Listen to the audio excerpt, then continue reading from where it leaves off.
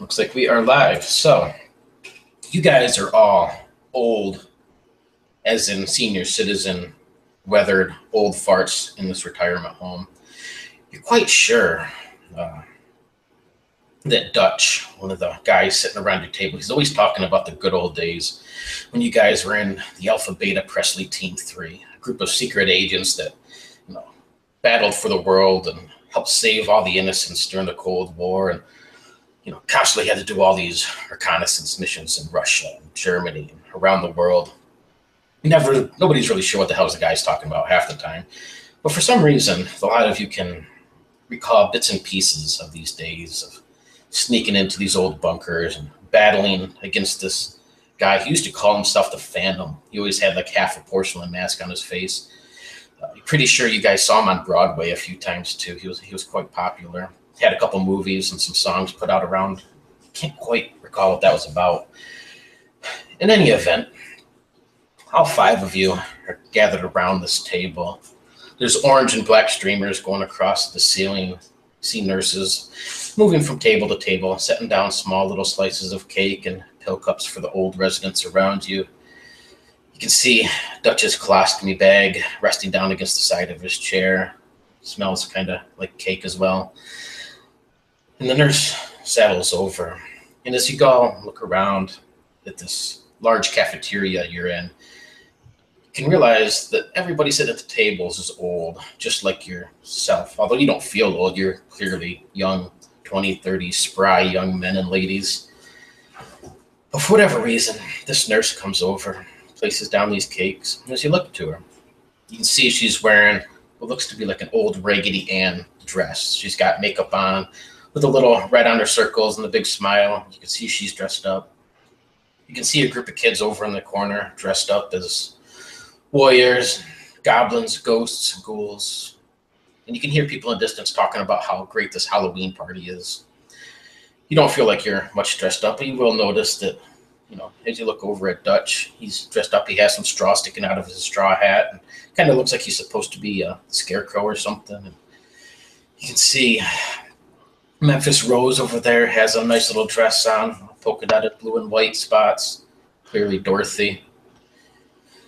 You see the Tin Man, the Lion, and all of you are dressed up like some freak show from Kansas. You feel like you should be walking a yellow brick road, but don't quite know why.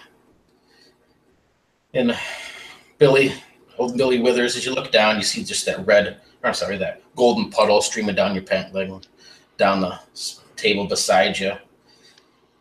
Feel kind of good, feel a little warm. And with that, why don't you introduce your character, Rob? So I'm playing old Billy Withers. He was quite tall, but he's kind of bent double with age. He's got cataracty eyes and leathery skin, and his hair comes in wisps in a sort of like ring around his head, never really going above his ears. And he feels naked unless he's wearing his trademark duster, which he's currently not. You are feeling very naked right now, but you can't help but smile at the nurse beside you. She gives you a little smile back. Next, Peter, why don't you introduce your character? Yeah, I'm playing Frank, or as he likes to be called, Franz Ferdinand Dieste. He thinks he is an Archduke of Austria-Hungary.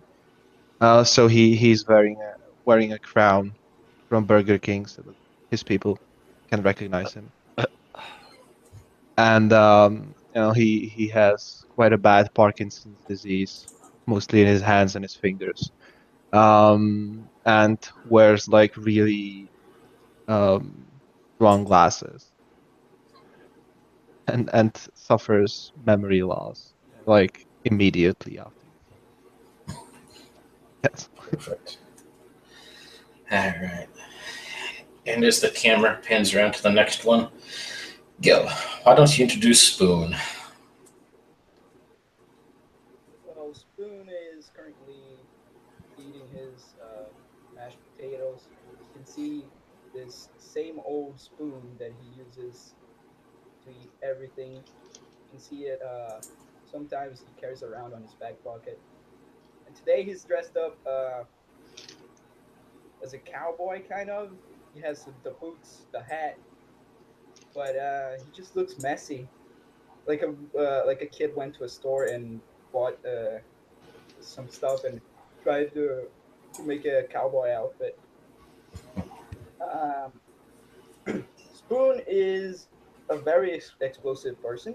You guys don't really know why, but he is able to just just freak out at any moment, and you guys don't know the reason of why.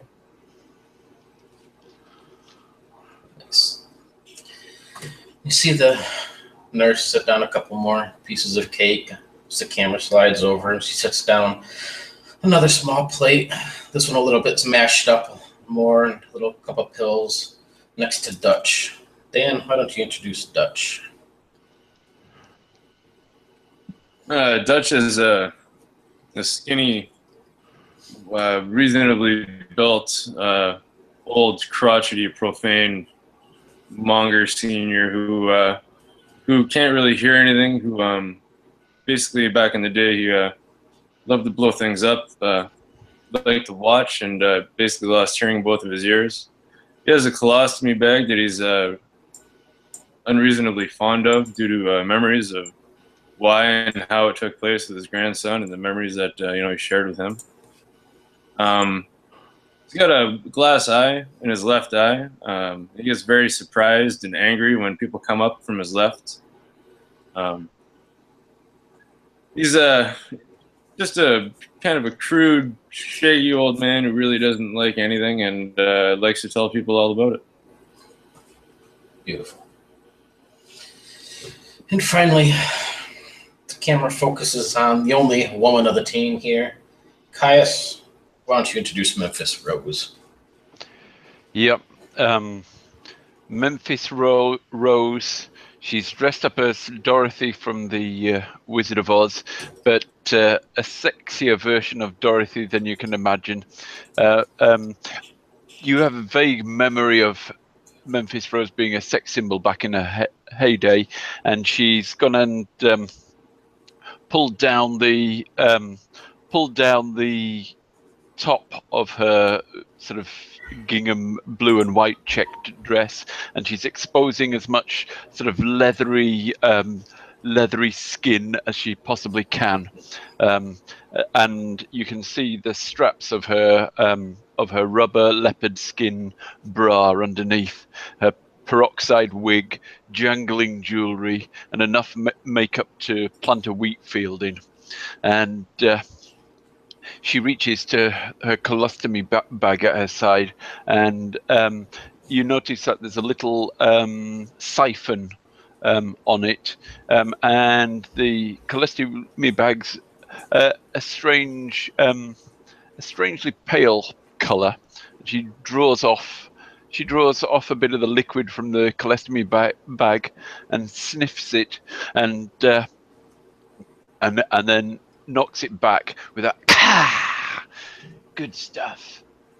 You fancy something stiffer? She says, approaching, offering Split Eye a glass as she approaches him from his left. You see this woman coming up on your left-hand side. Oh, who did you nickname Split Eye? Billy Split Eye? Billy Withers. So yeah, he always calls you Split Eye for some reason. Billy, not quite sure why.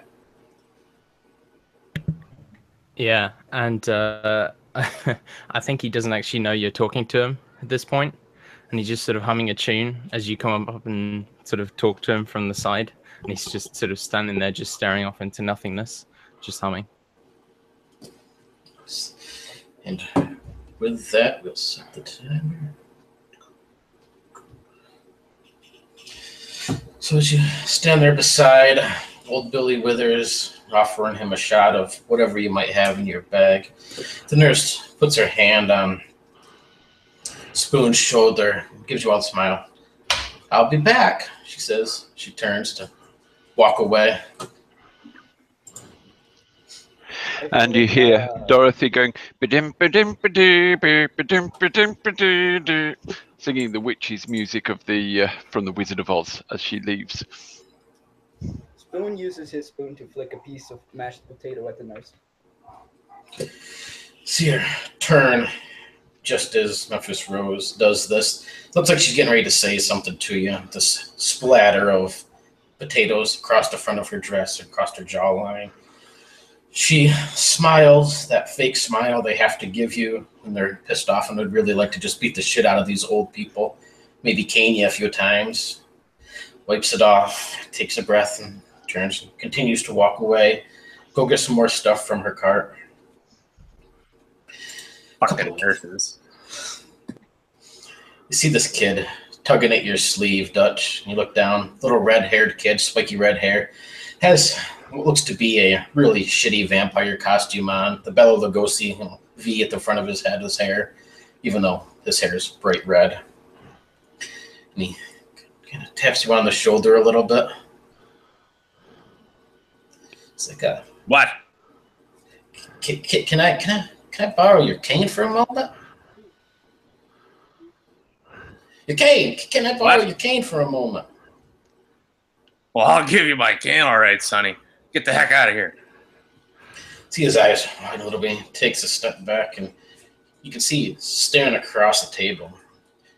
And then right beside you, Billy, you feel a little tug. As you turn to look, you see this little rugrat grab a hold of your cane that you have and start running away with it.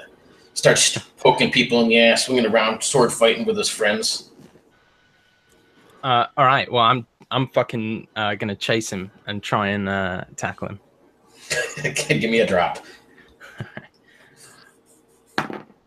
18. Nice. So yeah, you're quite lively for your old self. Maybe just had a bit of Chex juice in you or something. You spring up out of this chair like lightning. Dukes of Hazzard over the table. Hazzard. Yeah. Tackle him to the ground. Your cane goes sliding away. As you look up, you see a foot, a large, heavy leather boot, step down onto it, stopping it where it's at. As you kind of look at this person, he's wearing army fatigue pants. When it comes up to his chest, he has this leather vest on. Looks to be a camouflage, like long john type shirt underneath. And he has a mask over top of his. It looks like a theater mask, one of those porcelain, like smiling and frowning theater masks. In his hands, he holds this old-looking rifle. He looks down at this cane, looks at you. I move over to try and pick up the cane. See, keeps his foot on it nice and tight. So why don't you go sit down, Grandpa? Things are going to get a little messy in here. I stand up to my full height. I just say, I'll have you know, I won this here cane off the goddamn Chinese. And I'm going to reach down, and if I can, I'm going to unhook it and pull out the hidden illegal sword that's hidden inside, and I'm going to put it to his throat. Holy cheese, Billy. If I can. What are you doing? See this guy watch you as you reach down, pulling this thing free. Go to swing it up, put it to his throat. Give me a challenge roll of 8.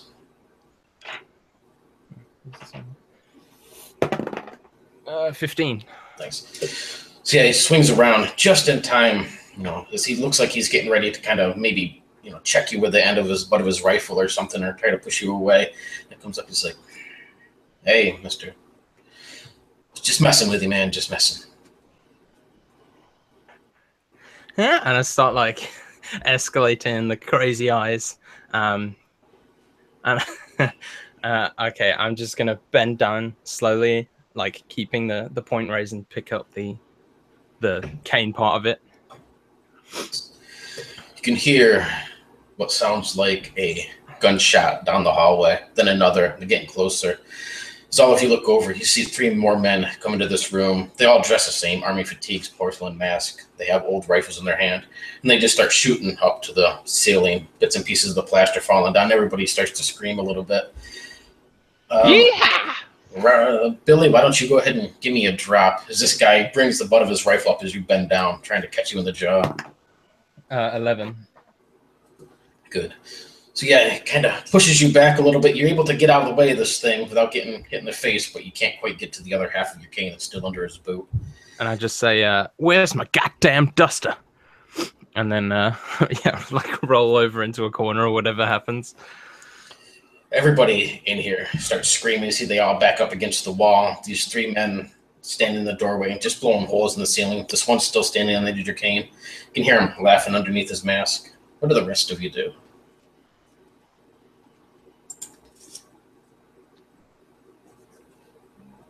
Dutch would definitely stand up slowly. And as he stood up, you guys would all remember, if you could, or at least see for the first time today, that Butch's legs were horribly bowed.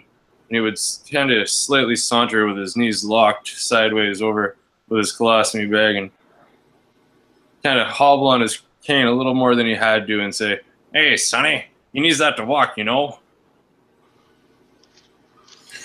Says, go sit down, Grandpa. Things are going to get a little messy in here. I don't want you dropping a bag or something. Just kind of pushes you with his gun back a little bit towards the others. Well, I'll take the push and saunter back a bit and eye up the fool with my good eye.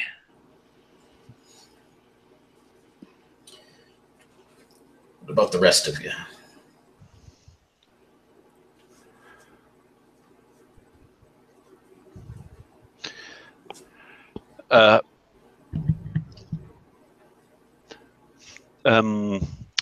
Memphis Rose hasn't really noticed what's going on yet, so she helps herself to some more cake.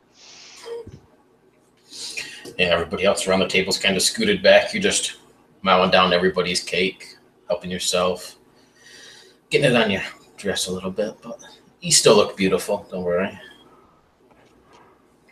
I will duck under the table. And she notices the best looking of these intruders, the most handsome of them all, and she calls out to him, "I'm gonna get you, my pretty!" And she gets into the most sexy pose she can. Beautiful. This one standing at the edge of Billy's cane reaches down, takes his boot off and lifts it up, just in time to come up, locking eyes with Memphis. Stares at you for a few moments. Kind of reaches down, lifts up his mask, and you see this old man underneath, maybe in his upper 50s, still pretty well lively and young, but older. And he stares you down for a few moments. Memphis Rose looks over at his friends on the side. See, he's kind of thinking to himself a little bit. Then he saunters all over, puts his arm around you. How about you and we sneak out of here in a little bit? Oh, why wait, I say, and try and trip him up to make him fall on my knee, and I press forward on my motorized wheelchair to try and get him out the door and straight into my room. He goes for it. He's almost like he was kind of hoping he would do this. He's got his ass in the air, hoping you maybe give it a few pats. He's waving the other guys to get out of the way as you cruise out of this room in between them. You can see they're yelling a little bit for him to get back here, but he's just got a smile on his face right now.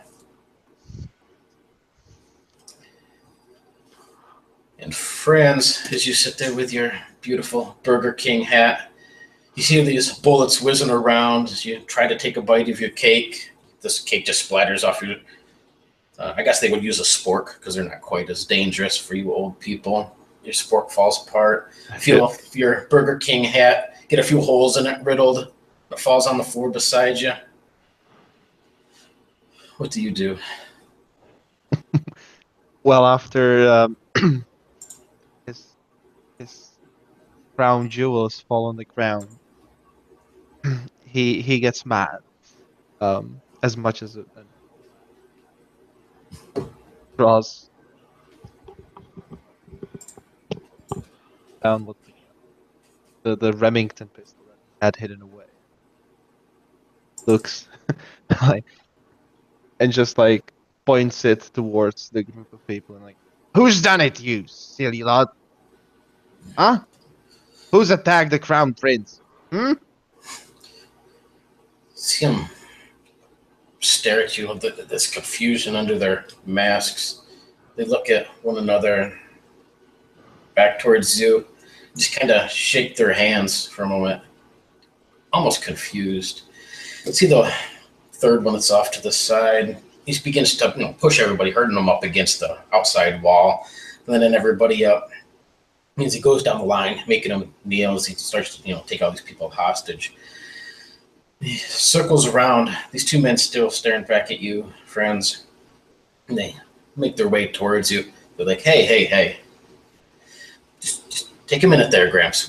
We're not trying to harm you or anything. We can clearly see you're a man of honor and lordship. Why don't you just hand the guns over? We don't want you hurting yourself, and we'll let you eat your cake. So as as they would get closer, Franz, because of his Parkinson,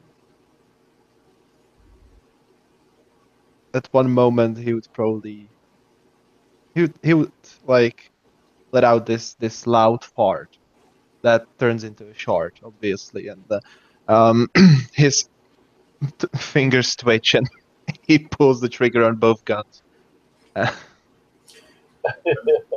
Are they loaded? Yes, they are. All right, go ahead and give me a drop. Okay. 15. 15. See, this gun in your right hand goes off as you're kind of shaking around, shoots off into the wall. This other one goes off, and you nail this guy right in the kneecap. You see him drop, and everybody just kind of goes in disarray at that moment.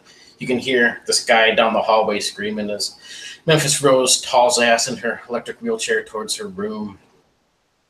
Dutch and Billy over to the side. Billy, you could probably reach down and finally get your cane since this guy dropped it when he went with Memphis Rose. And these guys' eyes widen up when you shoot them. You can see both of them turn around. The butt of their rifles coming up to clock you in the jaw, try and knock you out. Franz, so go ahead and give me one more drop. 18. Beautiful. How do you dodge that, or what do you do as you see them getting ready to skull crack you? Could I shoot them while they trying to do that? Like shoot one of them in the balls or something? Yeah, totally. So, you see that coming up. Take off another pop shot. You see a face on the wall blow apart in pieces right next to your head, Billy. The other one catch this other guy. Already kneecapped him as he kind of drops down a little bit. You just see another blood splatter across the floor as you nail him in the nuts. You see he just falls back, holding himself. Over to the side, everybody just starts screaming, yelling as all these fights, gunshots are going off. Billy, Dutch, you guys are off to the side at the moment. What are you two doing?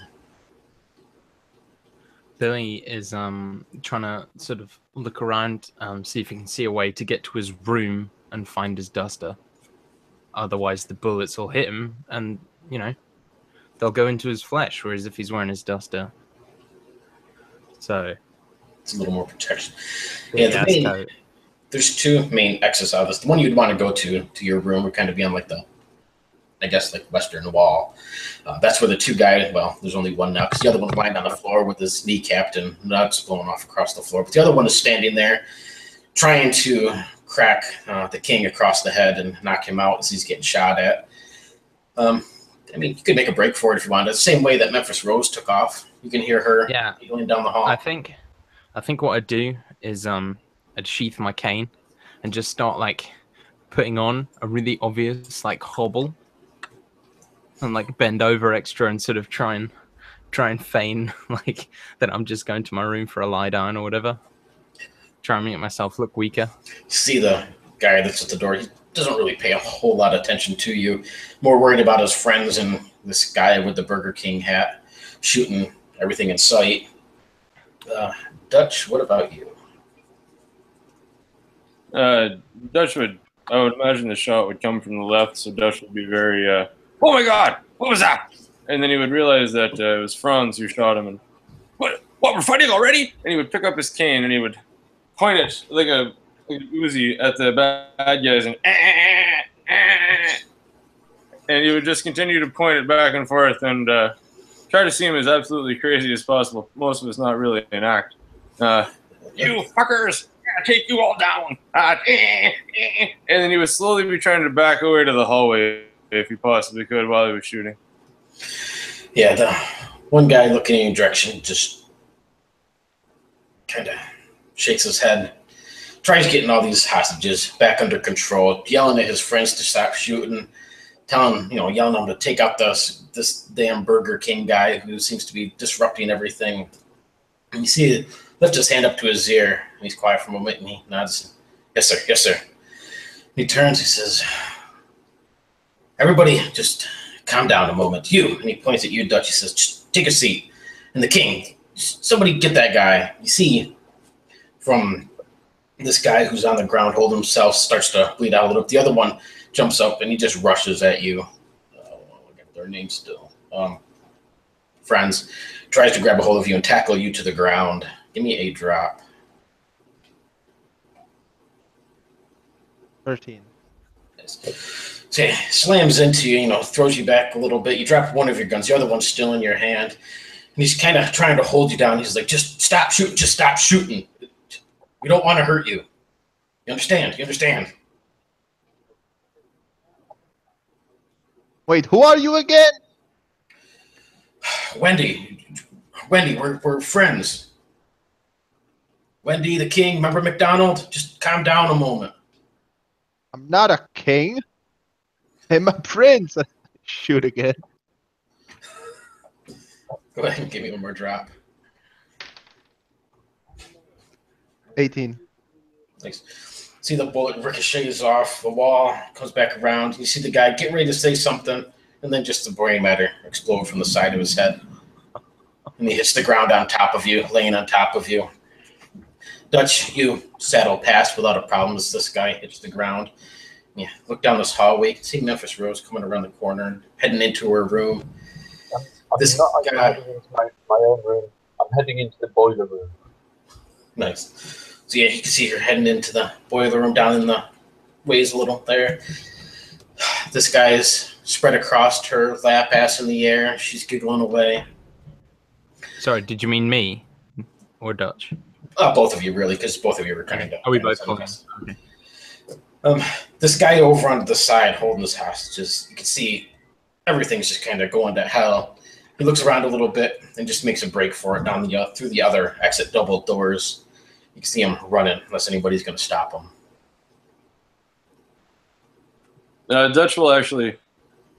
Is he coming down my hallway? Or is he just going through the door? Just trying to get through the doors and basically past you guys and get the hell out of there.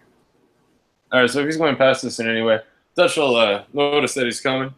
He'll whip the right-hand side of his robe open. He'll take a little bit of his colostomy bag, and he'll just squeeze it on the ground really quick and possibly break a little bit of it. But it's going to be a nice slippery mess for him to come and hopefully slide out on so that he can fall down flat on his ass. Yeah, so he runs past. As he comes around this corner, this sheen of nicely lubricated floor, his foot hits that, and he just hits the floor like a rock, sliding several feet to a stop in front of you. You can see his head turns around as he tries to bring his gun around towards you, Dutch. You smell cake? I smell cake. You can see it. Go ahead. Crazy, insane look on my face would hopefully bewilder him until I had enough time to swing my cane at the gun. You can see he pulls up his fingers, kind of shaking a little bit on the trigger. It's almost like he really doesn't want to hurt you guys. But as you kind of have this insane look on it, you can see he's hesitating a little bit. And you can hear that soft click as the safety goes off and his finger starts to pull back. Go ahead and give me a drop. 12. Nice. So you hear this doosh, doosh, doosh. 3 of these bullets ricochet off the side of you, blowing holes in the wall, plaster. What do you do? Are they on the left? Sure. Nothing. Wouldn't even phase me. Wouldn't even flinch. Just a proud, wild, crazy look and swing with the cane. Give him a heavy club across the side, open up this gash. You see his eyes start to glaze over a little bit. His hand trigger pulls a few more times. Give him another club, and he kind of just lays back. His eyes slowly going closed as you knock him out. You can hear everybody in the back rooms like in panic still, trying to gather up the people, get the kids out of there, families and other people. From behind you guys, you hear the heavy clip-clops of the nurse, her heels. As she comes around the corner, covered in a bit of gore that's been splattered across her. Looking at all of you. What have you done? So this was just a showing. They were here for a Halloween showing. Don't you realize what you've done? It's the goddamn Chinese. They want the cane back. And I like clutch my cane to my chest. He's right. It's the communists. They want to take my crown. No. You got 15 more crowns in your room. Go get another one. Screw your Chinese. Screw your Halloween. That was freaking stupid and we won. Ha!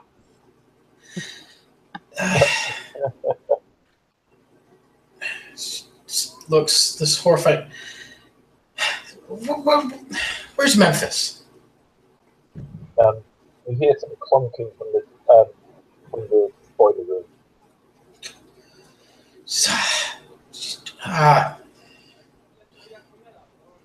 You guys just go to your rooms. Go to your rooms, friends. Get one of your crowns. Go do something. You can hear these sirens going off outside. Sounds like fire, rescue teams, police, whatnot. As all of you stand around looking at one another. Two bodies lying on the floor. One's still alive, just has no crotch left. The other one is completely dead, his brains across the floor. Horrified children and family members huddled against the back wall. This man laying at your feet, knocked out unconscious. And as you hear the sirens going off outside, who of you has hearing aids? I have two. Anybody else? Yep. I have. Memphis will have them as well. All right. So you two hear this crackling in your ears. Memphis? Dutch? You guys all right? And you can hear this voice. It sounds familiar. And it jogs this memory of a man, a commander you used to work for back in your days on the team. This Commander Johnny Mac, you think his name is? Maybe? Used to call him Mac. You hear his voice on the other end of your hearing aids. You boys all right?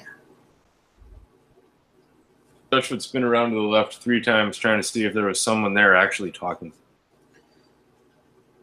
Memphis? Can you hear me? Yeah! Oh, thank God. You guys are all right, right? You know who this is? God damn it, Dutch. Are you Matt? Dutch. Quit spinning around in circles, man. We need you. It's Matt. Yeah, I remember? thought Dutch would stop and you can see us too? What's happening? Mac, what are you doing? Where are you? Just listen up. Just listen up. There's something going on. A few days ago, I had some people come in. They said they were your family, smothered in some gear, some equipment for you. You remember that? Remember that? No. Look, man, we need you one last time for this. Remember the Phantom, right? Matryoshka Stavnaski. This who used to call himself the Phantom. That name don't ring a bell for you. Any of you? Come on, somebody. They killed Butch. That bitch killed Butch. Yeah, you got it, Memphis. You got it. Remember that bastard? That bastard bitch killed Butch. That's right. That's right. You harbor that energy, harbor that hatred, Memphis. She's behind all this. Right? I got some word that she was gonna try to take you fellas out. Now, you got to think back, think way back. Remember when you were part of the team? Alpha Beta Presley team? Got to think about it, guys. That's the others. Look, where's Franz and Spoon? Maybe they'll remember. They're right behind you. The guy with the Burger King hat. Oh, yeah. Hey, you guys have any idea what you're talking about?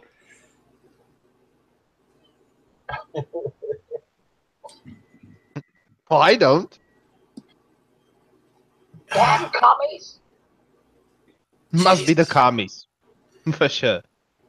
Yeah, just tell him it's the commies. He'll help you out. Tell the other guys, the Chinese that are looking for a shit. He'll help you out too. All right. Now what? We gotta get us some Chinese commies. Yes, you gotta get yourself some Viet Cong Chinese commies. Just hunt these bastards down. But all right, just listen up here. Just tell you what, Dutch. Why don't you take your hearing aid out, sit it on the table. Now I'll broadcast this. Oh, I'm the only one who can hear you? Hold on. Well, you and Memphis. Put the hearing aid on the table. All right. You see, it's just there for a few. This large screen TV on the back wall crackles to life. You can see that old, like snowy sort of screen of a TV that doesn't have any channels or anything.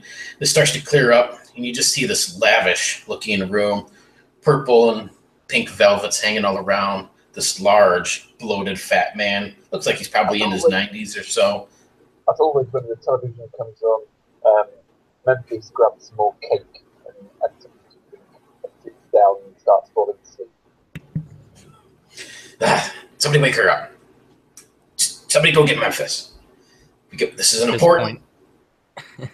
At this point, I come back in the room. I'm like swaggering, wearing my duster. And I just like do a couple spins with the cane and like lose my footing and sort of stumble, but regain it. And I just like look off to one side and slowly put on some sunglasses. Spoon comes out from underneath the table and he's like, "Okay, fellas, plan B, digging a hole using my spoon, failed."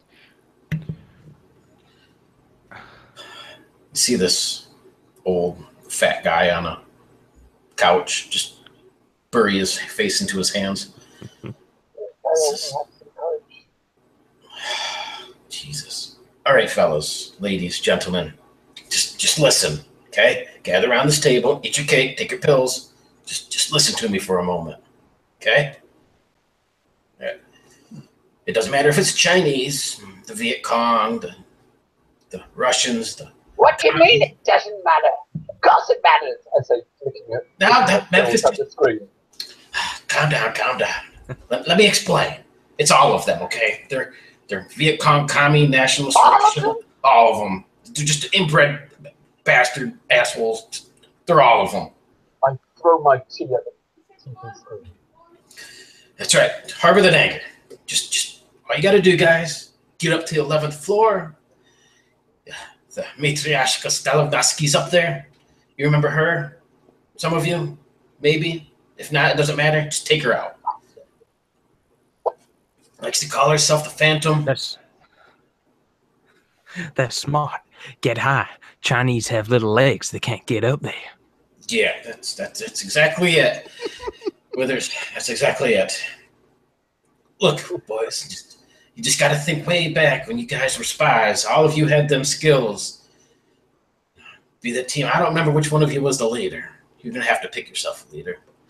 Doesn't matter. Get up there. Take her out. She's got all the other people, the hostages up there. Hey, you remember Butch? Remember Trent? Old Memphis Rose? Your friends? She's got them. She killed Butch. Oh, she didn't kill her. She got him up there. You just got to save him. Butch? Butch Yep. is still alive? Handsome as ever.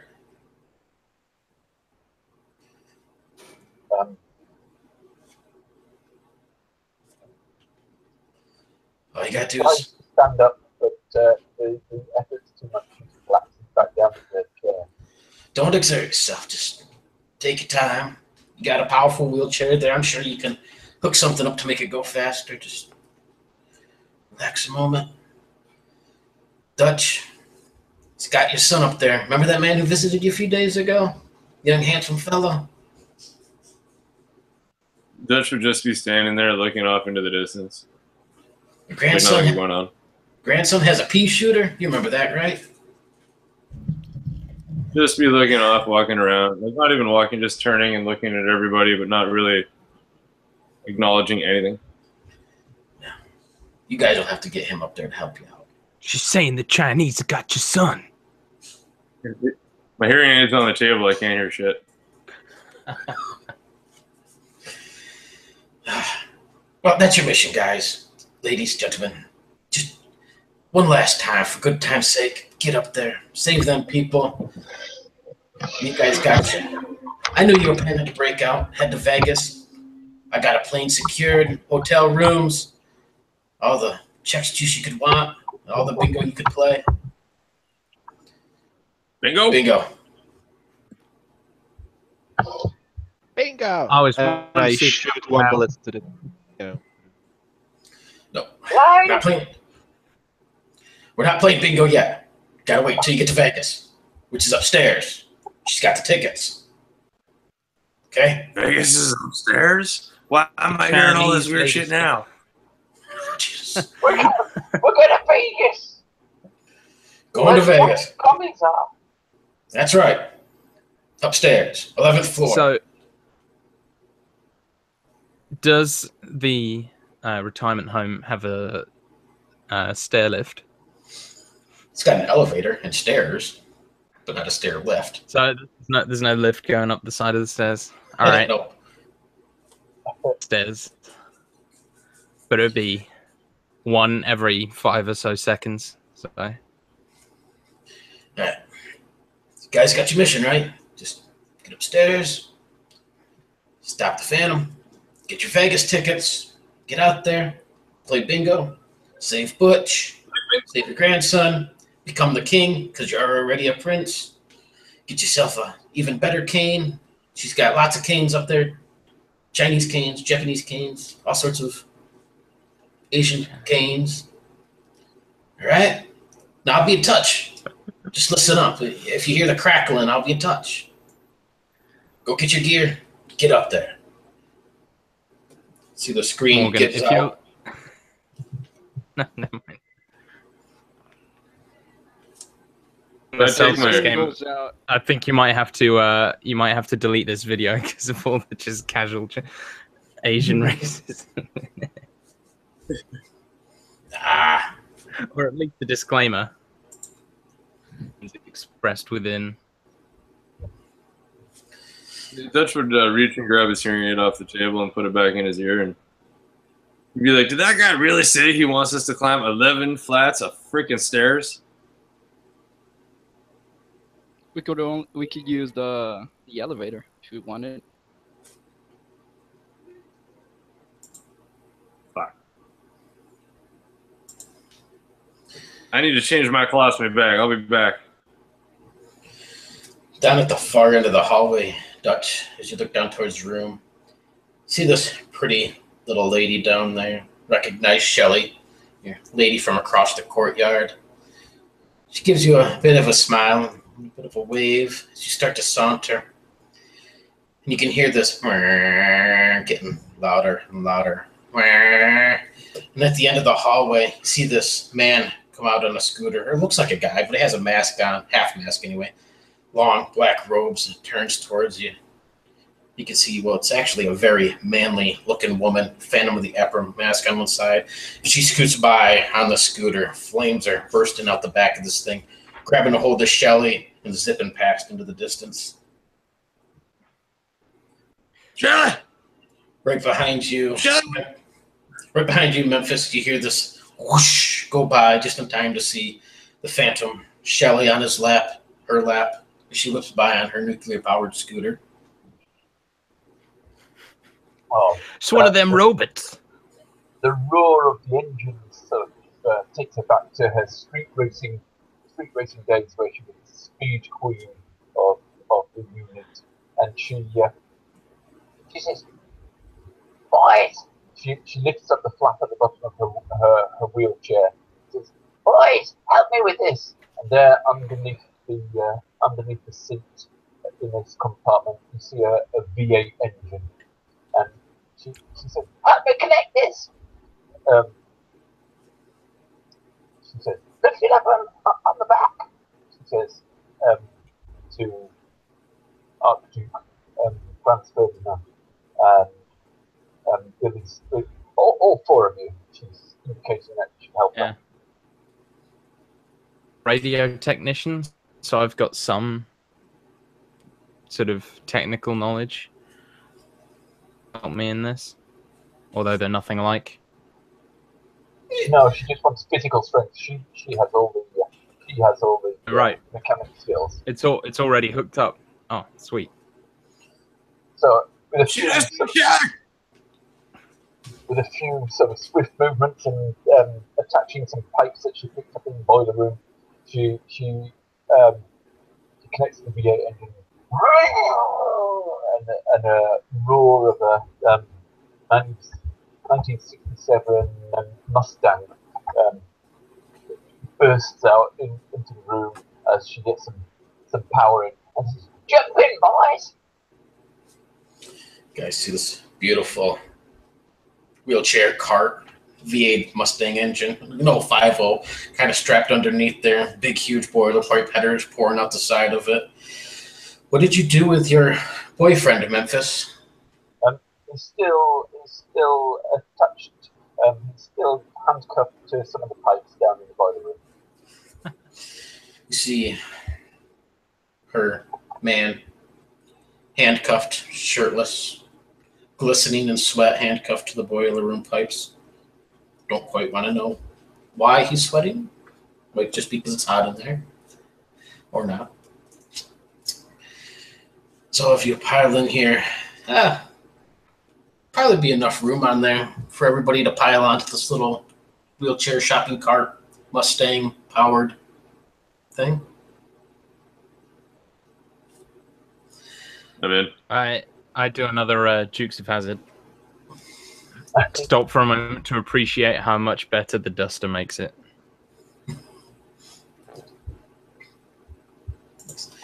So as you jump in, you can hear the screeching of tires down the hall. Outside, there's this bright flash, almost blinds you guys, and the whole building shakes a little bit. As you come out of the boiler room and this gas-powered wheelchair, a couple of these TVs down the hallway click on, and you can see this very manly-looking woman. Half of her face is covered in this deep scar, and she holds the fin with the opera mask in her hands. She stares back, laughing at all of you. Shelley taped to a chair. Butch, you recognize him immediately, Memphis. Duct taped, to the wall, plastered there. Bunch of other family members, a couple of your older resident friends. There's all these people she's taken hostage. And she holds up a hand for you to stop just a moment. I see you there. Stop. Let's have a few words.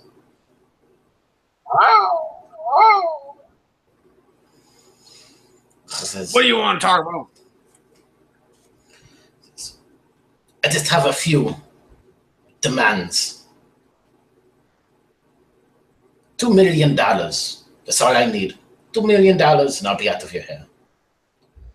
I need a new scooter. A bigger scooter to attach my nuclear engine to. And I need Memphis to hook it up. I need 72 bags of Werther's Originals, my favorite caramel candies. A package of Bengay. My heels and my ass and my hemorrhoids have been killing me. And a spoon for this jar of peanut butter. She holds up this jar that says Mr. Peanut Butter on it. I found it in the hallway. I could really use some peanut butter. You give me those, and your friends will all go free. Yes? But do we have to make this like all the other times when I defeated you.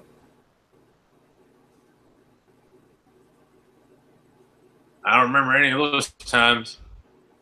Me neither. Nope. The commie lie. If you need my Yeah, spoon, you the can get it. Chinese.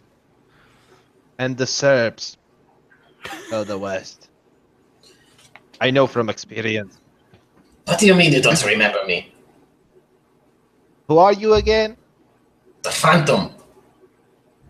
We're all the Matriarch people. Starodaski.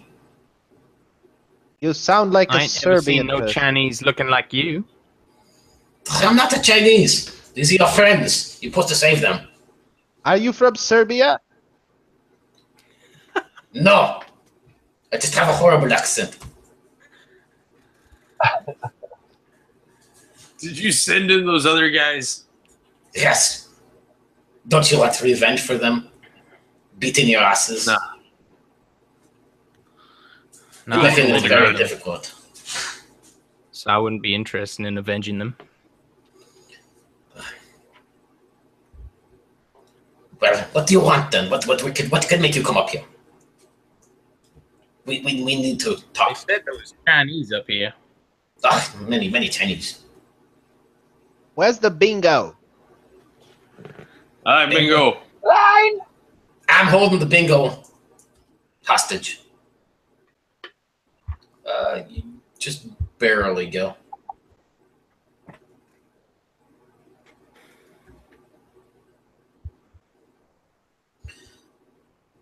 All right, well, come, get your bingo. Come, get your peanut butter, your canes, and your Vegas tickets.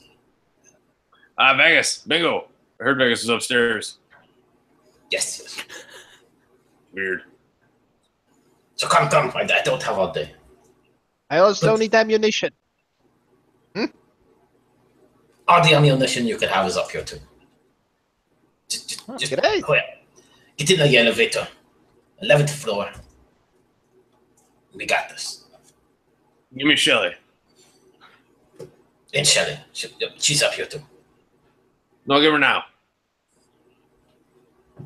No, We got plans. Well, you gotta come up here and get her. Ugh. A lot of freaking stairs.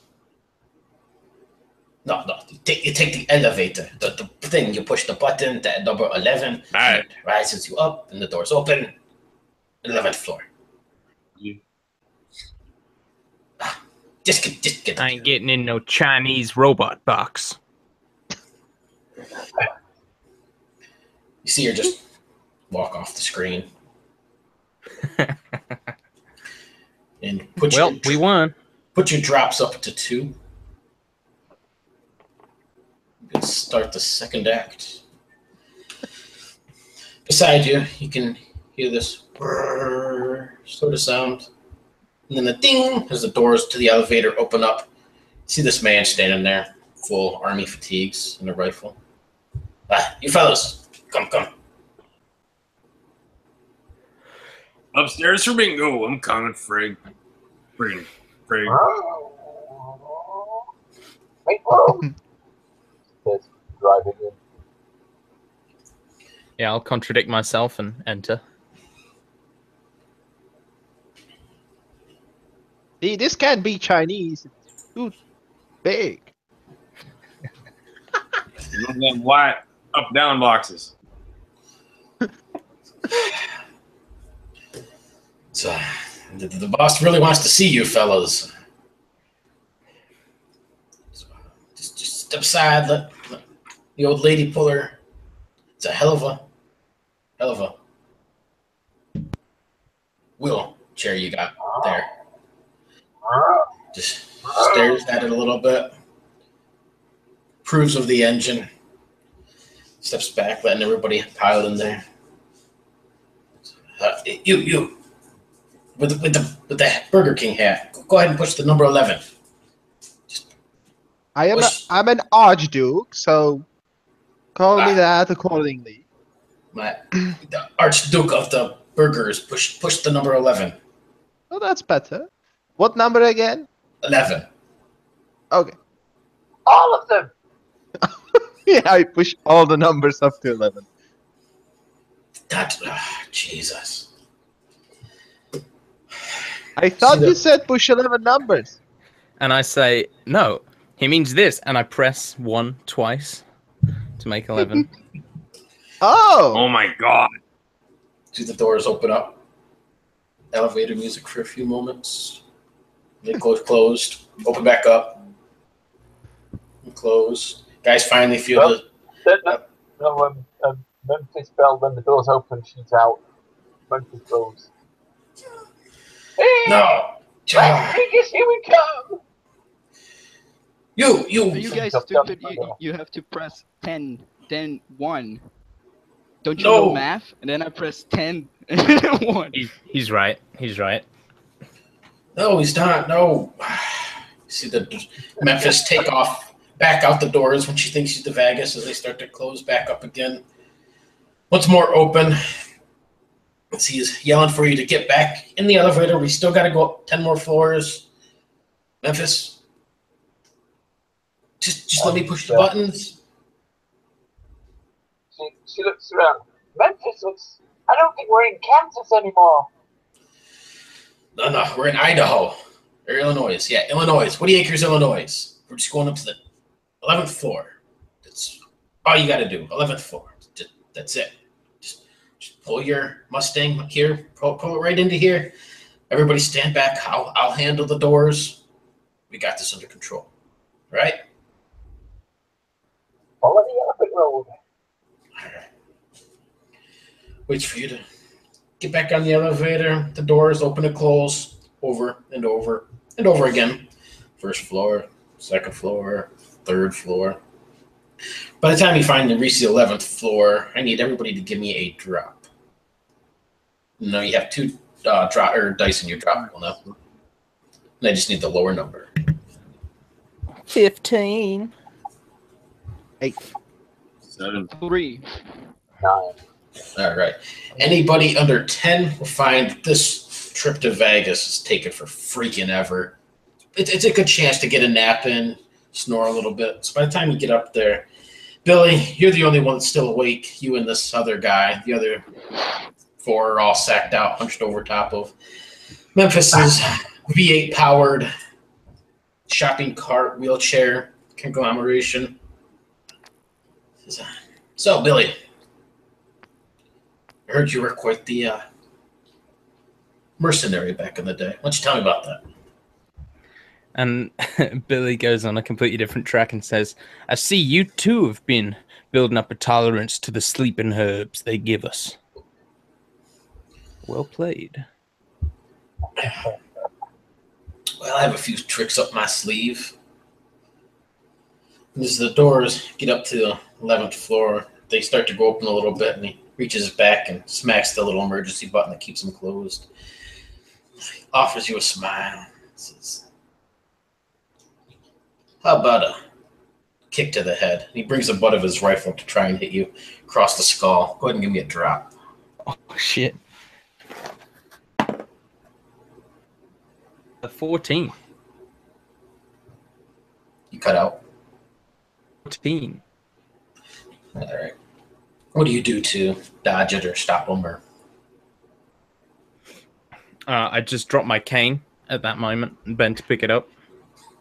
And it just sails over my head. yeah, he just blang as it slams into the side of the elevator. All of you are woken up to this loud bang of his rifle smacking against the wall.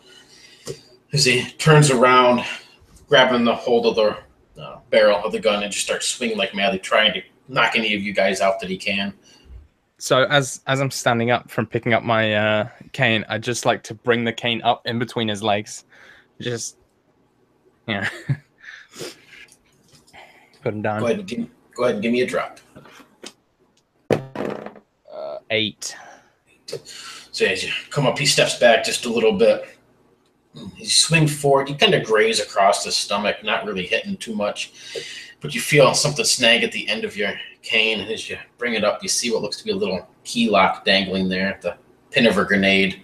These 3 grenades, one without a pin on it, dangling off of his belt. He looks down, looks at you, his eyes widening as he reaches over trying to get these doors open. Yeah, I just stand there. Like, takes me a little bit longer, I imagine, than it does him to comprehend what that means. And so I'm just standing there, just sort of confused, like, that's not what that meant to do. Gets his fingers in there. He's prying this thing open. As you kind of come to from this loud bang, Franz, you kind of throw your arms back a little bit. You hit that emergency open button on the side, and the doors pop open. And this guy just makes a full run down the hallway. You look over to see Billy standing there, the grenade pin on his cane still. Is the grenades still in the thing, or has he kept them attached to his belt? No, he kept them attached to his belt. Just press close on the elevator. You guys see as he's running and stops as he realizes what he's done. And then the explosion go off as the doors slowly slide closed. Dutch would wake up and say, "This is the second worst trip to Vegas I've ever had."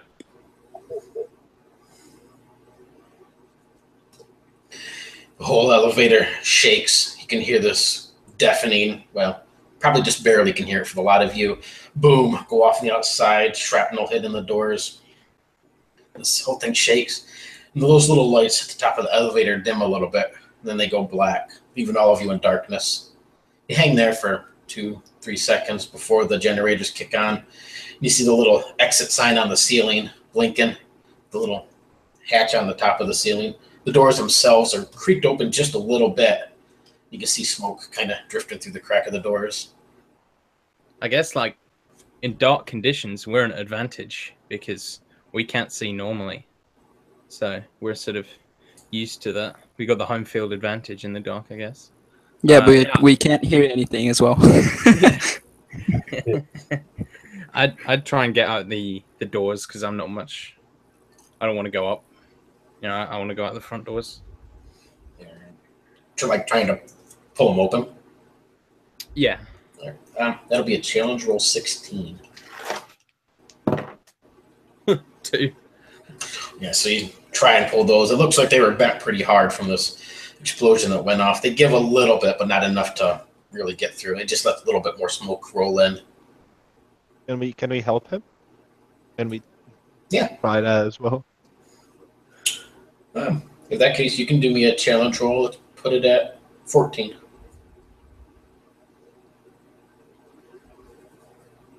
$19. Nice.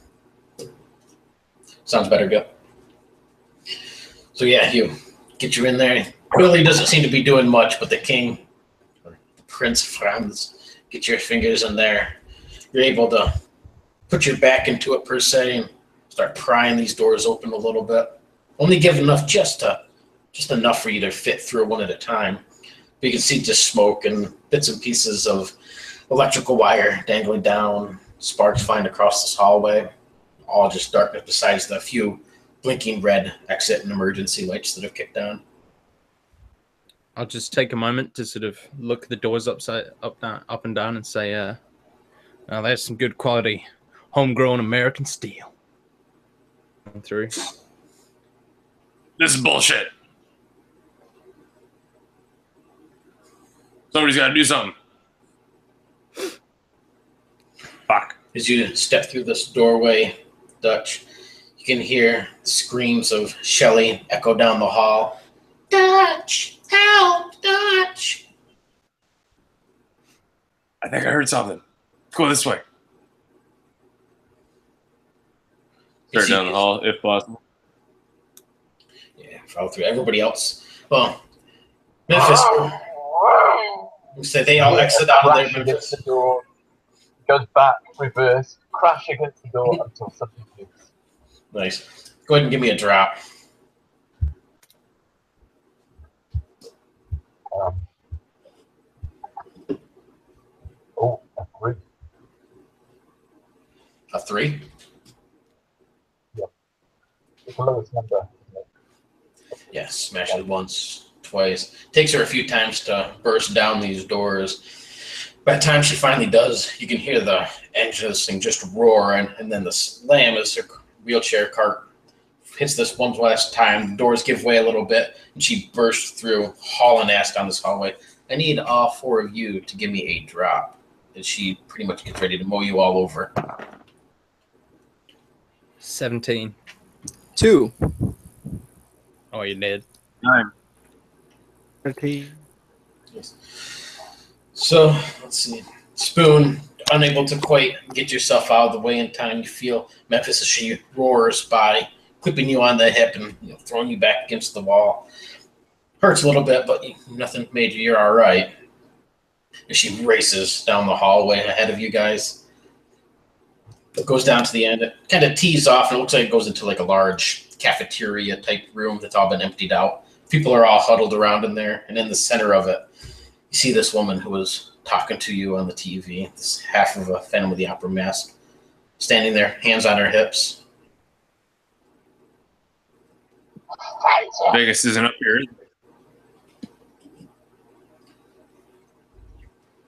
Who is this? Right there. Who is she? I don't know, but I don't like her. Me neither. She looks like a communist. Smells like one too. Filthy Italians. Matter? All communists. I don't remember what your plan is, but it ain't gonna work.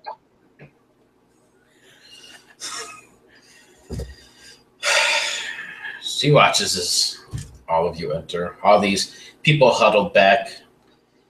Glance around through here. She's got 10 men total, or 10 people, dressed in these army reliefs, rifles in her hand. What the heck took you so long? It was nearly an hour ago. It takes 10 minutes to ride the elevator. Not even 10 minutes to ride the elevator. It's as if you stopped at every floor. I don't remember. How do you ride the elevator? Wait, we rode the elevator?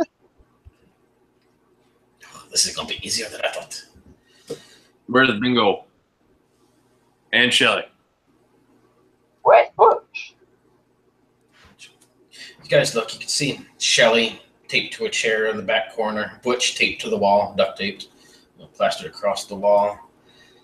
This woman just looks just like, this would be easier than I thought. Well, men, go kill them. I'm gonna be upstairs. You see her turn and walk to the back side of the room and slowly start climbing up this ladder up to a little hatch on the ceiling. These other 10 men come forward. They drop their rifles down, point, kind of surrounding you a little bit. They're pointing their rifles all at you. I jump in front of the team and like splay out my duster like wings, because I think it's bulletproof and I'll defend us from the oncoming execution. FYI, it's just a duster. So yeah, you guys see. But I've never been shot while wearing it. It's very true. Okay. See old Billy Withers jump out, throwing his robes out. Do you have any clothes on underneath, maybe? No. I didn't think so. Holding everything hanging out in all his glories, he spreads, protecting you all with his duster. Shelly's off to the side, screaming for Dutch to come save her, reminding him of his medicine ball, fitness ball. Whatever. Dutch, sprier than anyone else would have remembered that he could be, would somehow use his bowed legs as a spring, and pulling his hand desperately into his already full, again, colostomy bag, don't ask cowboys, he would start whipping small amounts of feces at the people with rifles as he's bouncing around the hallway on his bowed legs, just kind of rapid fire whipping small amounts of feces at all these people, trying to hit them in random places. Beautiful. So, Billy, as these two come up, you can see the click of their safeties go off, the triggers start to pull back, and then a ray of bullets come towards you. Give me 2 drops, Billy.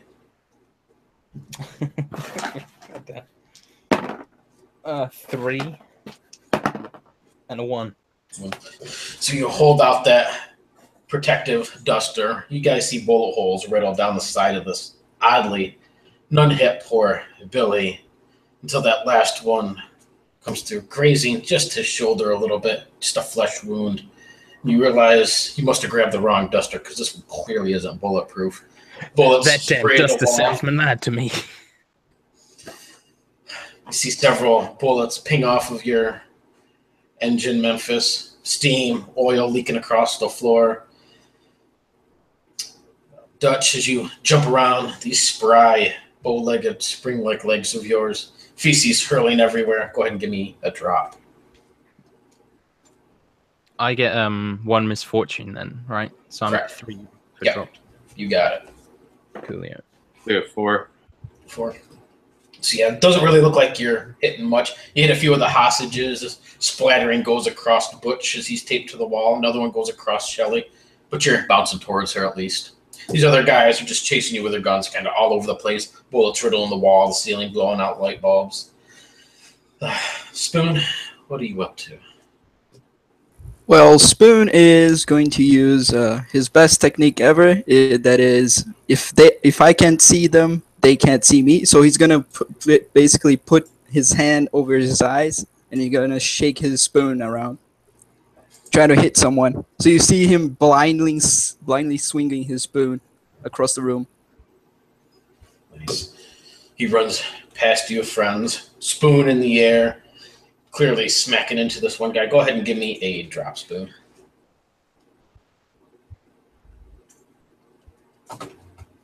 That's 16. Nice. So yeah, you hit this guy hard. You can feel him kind of slam into him as you cover your eyes. No bullets have hit you. You can feel your spoon sink into something. Beside you, Franz, you watch as spoon digs into the eye of this guy in front of him. And just the sickening as it pulls free, kind of dangling there on his cheek. And he just starts screaming. Franz, what do you do? It's like, traitors! You traitorous Italians! And he just starts shooting all of the men with the guns. Go ahead and give me a drop. 18. Damn. So yeah, you take out one, another. 3 of these guys drop just all the way around you. This guy with his eyeball hanging out hits the floor. 2 of these others, his bullets continue to riddle Billy's trench coat. Over on the edge, you hear the revving of Memphis's V8. What does she do?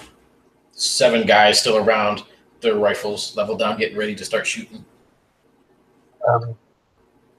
Reaching over to the liquidized dinner that's sort of on the side of the canteen, she goes and overturns this massive tureen onto the floor. So the mush just spreads in this slow tidal wave. And then doing one of her trademark maneuvers of a handbrake turn, there's a drift backwards over the mush, accelerating, and as the mush catches on the wheels, it's splattered all in the faces of the remaining 7. So you guys see these spinning wheels. Yeah, these wheels just spinning like crazy. Power this V8, mush, and everything else just splattering across these walls. Franz pulling his triggers like crazy. Spoon continuing to dig the eyeball out of this guy that he has. Thus far, Billy, you haven't been shot. Can I have one detail? Go for it. And the lid of the tureen, the lid of the mush, is a sort of metal aluminium disc that she'll try and catch with a spinning rear wheel and send to go and decapitate one of the attackers. Nice. So yeah, you see her kind of start spinning around the whole back end of this cart, spinning to the side. This pot rolls away, just her tires just catching the grazing of this lid. Go ahead and give me a drop. Memphis. Yeah. 13. Nice. So yeah, go ahead and describe what you do with this lid. Is it you catch the wheel, or your wheel catches the edge of it?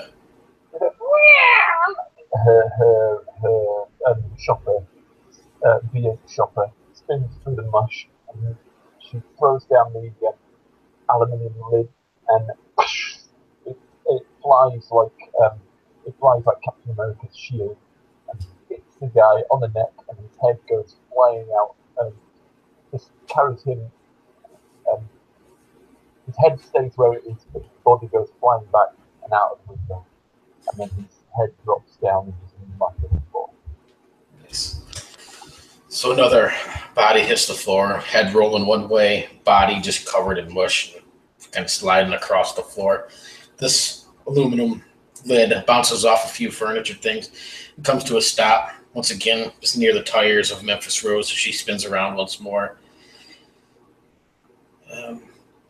6 of these guys left they come in, clearly starting to panic a little bit as all of you old, senile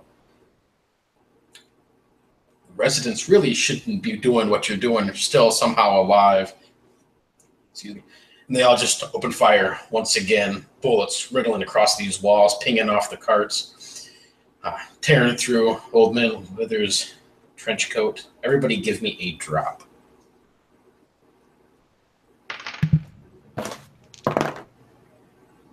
Oh my god, another one.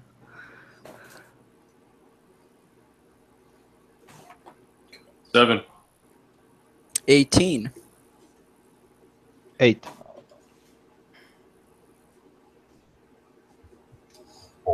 Four. So all of you are able to pull back, stay out of range, drop down, do whatever you can to get out of the way, except for Billy. He continues to trust in this trench coat of his, splaying it out further. Bullet rips through his arm. You kind of see it laying to the side. Another one blows into the back of your kneecap. I just assume these are like shooting pains from age. We get them all the time. Very, very much, yeah. One of them kind of runs over where you're at, Billy. This guy, as you kind of drop down a little bit from these shooting pains, and he grabs you in a bear hug, pulling you back, trying to pull you to the ground, throws you back into this chair. You see that he reaches down, pulls out this thing of duct tape, grabs a hold of it, and just pulls it with his teeth as he starts to duct tape you into the chair. You guys notice Billy's bleeding from his shoulder and his leg as well. This guy has a hold of him. Over to the side, you see this woman who's been taunting you disappear up a hatch in the ceiling. What do you all do? So he's duct taping me. I'm assuming we're sort of face to face at this point. I'm going to try and bite off his nose. Go for it. Give me a drop. Oh shit, I need 4 now.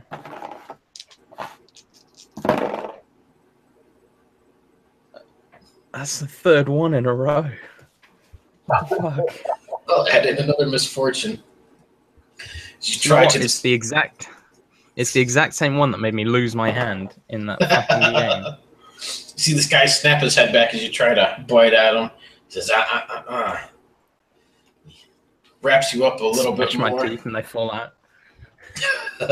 Wraps you up a bit more and puts his foot against like the crutch of the chair and pushes you back, so you slide back against the wall. He holds up his hand and says, "I'll be back." He turns, looking at Spoon, who's staring back at him.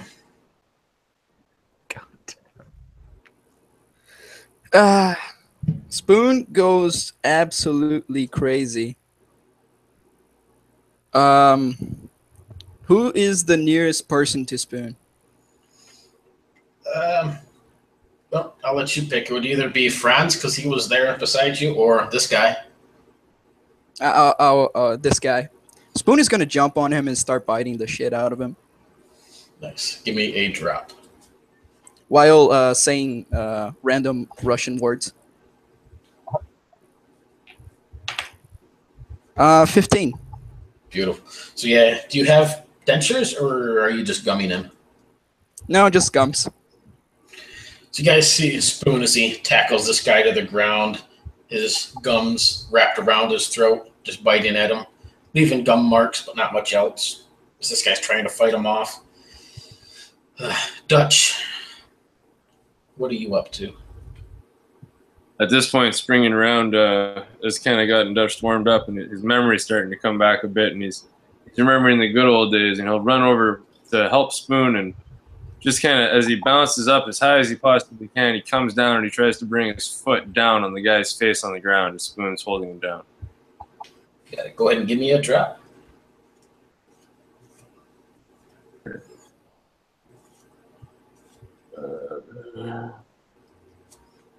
Eight.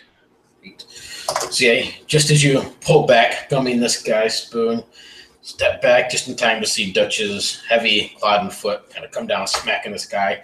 His head splits a little bit. You see the blood dribble from his nose, his eyes, as his body goes still. Gum and drool piled onto his shoulder where you were gumming him to death. You clearly had a big part in that, so don't worry. Friends, besides you, Fucker. besides you, you see Spoon going crazy and Dutch stomp this guy's head into the floor. Two more guys come up towards you. They put their rifles right up to your kidney size on either side. Why don't you have a seat, King? Prince. Burger boy. So, I mean, just when he says king, it's already bad. But when he says burger boy, Francis is. Wait. Can I get some onion rings with that? Oh, sure you can. He sharts again. He uses that as a distraction, and in that small second, he puts his guns like on his shoulders and fires. Nice. Go ahead and give me a drop. 7. So yeah, you see the one go off. This anger that washes over you seems to calm your Parkinson's a little bit. Your body goes still. And both of you, everybody who looks over, just notices these two guys' head explode on either side of Franz. As he fixes his Burger King hat a little bit. Taking on another 2. Still 2 left as they point their rifles at you, Memphis. You can see they're looking at one another, trying to decide, and they both just drop their guns down towards the wheels and the engine of this thing and open fire. Bullets ricocheting off the wheels, the cart, the engine, steam and oil spurting everywhere. As you continue to spin your wheels, what does Memphis do? Memphis finishes a drift and then slams and then rolls out of the drift. As the engine is still dying, she coaxes the last bit of life out of it and goes speeding off towards these two who are shooting it down. And with the momentum, she picks up a table. She kind of catches up the table to ram both of them out of the window and abandons the wheelchair last minute as all go flying out the window. So yeah, you see them continue to spray these bullets, trying to get this thing to stop. Catching the table. You can see the table itself just gets riddled full of bullet holes as you slam into them, flying through this cafeteria as they hit the windows. Can I add one little detail? Or she doesn't even try and abandon. It looks like she's not abandoning it. It's like that bit in. It takes her back to watching James Dean in the 50s, where they're cowering out of who's the last to lose their nerve as they're driving towards a cliff. And but she never loses her nerve, and all of them go over hit the window and go flying through. But she's been practicing.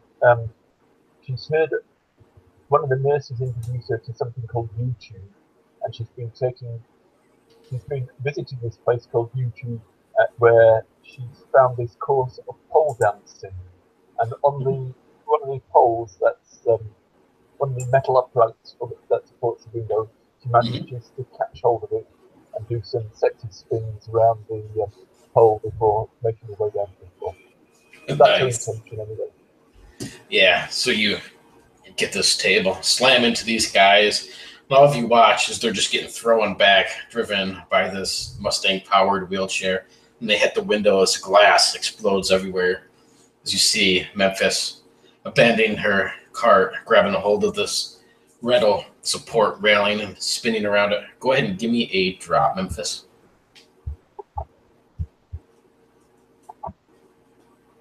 For one. Beautiful. So she bends it last second, grabs a hold of this railing. You see the table, these guys, the table, her cart go flying out the window of the 11th story of this building, disappearing into the darkness outside as night is set. Memphis hangs onto this railing, tries to do her sexiest swinging pole dancing maneuver, but not quite sure if she hasn't been watching the right YouTube videos, or maybe she has been and it's just disgusting either way. But she kind of slithers down this thing a little bit, and all the glass digs into her hands. Not quite prepared for the momentum that this was going to do. She ends up falling only about a floor down, catches herself on the railing as you kind of dangle off this balcony, just the street 11 stories below you. That was the last two guys, though. So all of you are standing there, these guys, some of them dead, some of them decapitated, their heads blown off, some of them thrown out the window, as all of you look at one another. Memphis hanging from the balcony outside.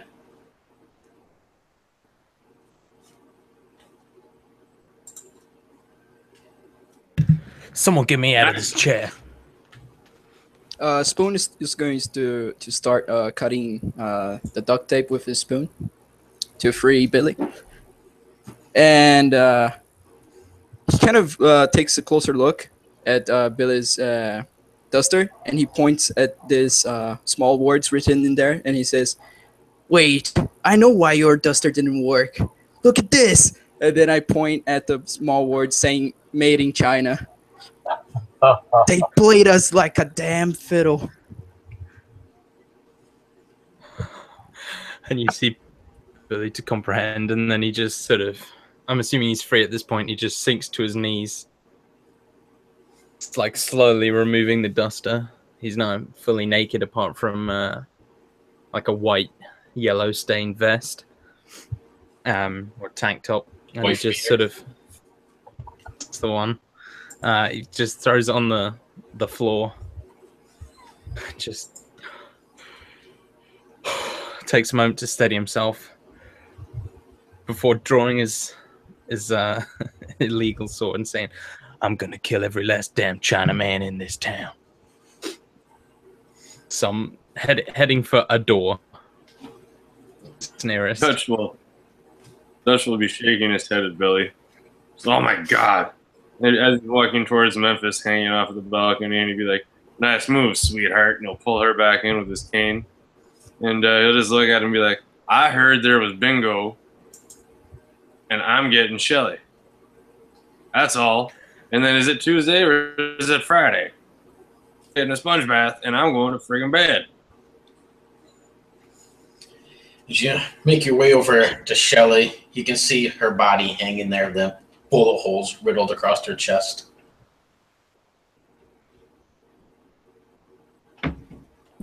I'm not happy now. We better be going to Vegas. I need more broads and more bingo. Let's get this over with. Where's that damn phantom one? I'm gonna wrap my legs around her and crack her head like a nutshell. As you pull Memphis up to the balcony, you can see the phantom in the distance as she rides a zip line down to the ground below you. Far down there, she looks up long enough to offer you a wave as she hops aboard this little motor scooter she has. Green and red flames burst out the back of this thing, and then she starts to putt away. I'm totally following her on the zip line with my cane. So Billy jumps out, naked, everything wagging in the air, zip lining on his cane towards the ground. Do I need to make a drop? 5 dice? Oh, just a moment. We only got 30 seconds until the next act, so what does everybody else do?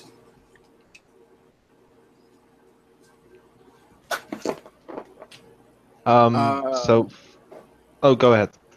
I'm gonna take the uniform of one of those guys and put it on myself, and go after Billy on the zip line.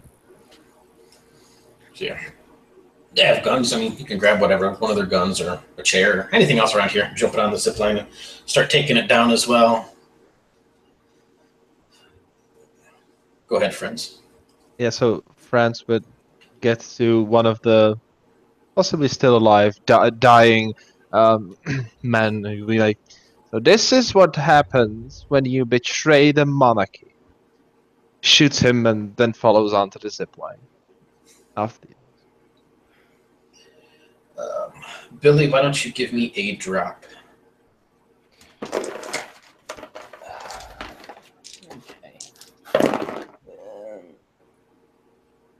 All right. I rolled 2 ones. Well, be glad that it's not quite the third act then. So mark off 2 Does misfortunes. that count? Yes, it does. You're not going to find for a minute to say that, David. So as you zip line halfway down, you can see something smoking. You can smell burning. Look up just in time to see this zip line tearing through what's left of this really shitty Chinese cane that you have, and burns right through that. What little flames kind of sparkle up. You're almost near the ground by the time this thing finally gives away. So you fall a few feet, rough landing. You just roll across the floor. Behind you, Franz and Spoon come in, landing. I need a drop from Franz and Spoon.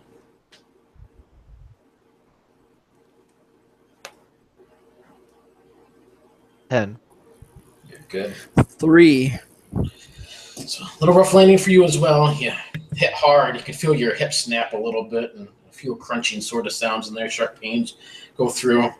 Luckily, you're able to fall mostly on top of Billy and support. He supports most of your fall, so it's not too bad. Dutch and Memphis, you two are still left up here at the balcony, looking down at the others as they all zip line down. You still see the Phantom slowly putting away on her scooter. Dutch helps Memphis up finally. She absent-minded. She says thank you, Dutch, and sort of and out of habit, he gives him a slap on his arse. But her heart isn't in it because she's looking down over the balcony at the sort of burning remnants of her 67, one of the last 67 years that there are in the world. And a little tear comes down her cheek as she gets out some moonshine from her collecting bag and offers some to Dutch and some to her and says, "The 67 Mustang," and downs it, and then after that emotional moment of pathos, go on. Sorry. So she offers you up some of her. Well, I just say no. Dutch. Go ahead. Not a chance. I know mine smells like cake, but I'm not tasting it. Get that out of my face. Yeah.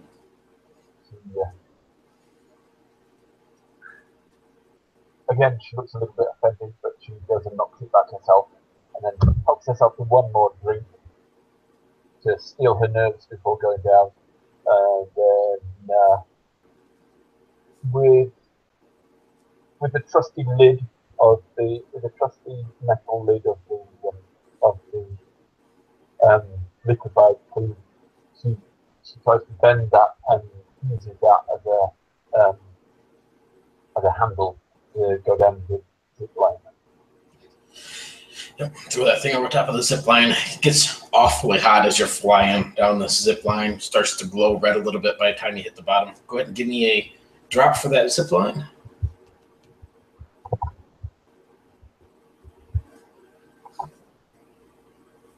So that's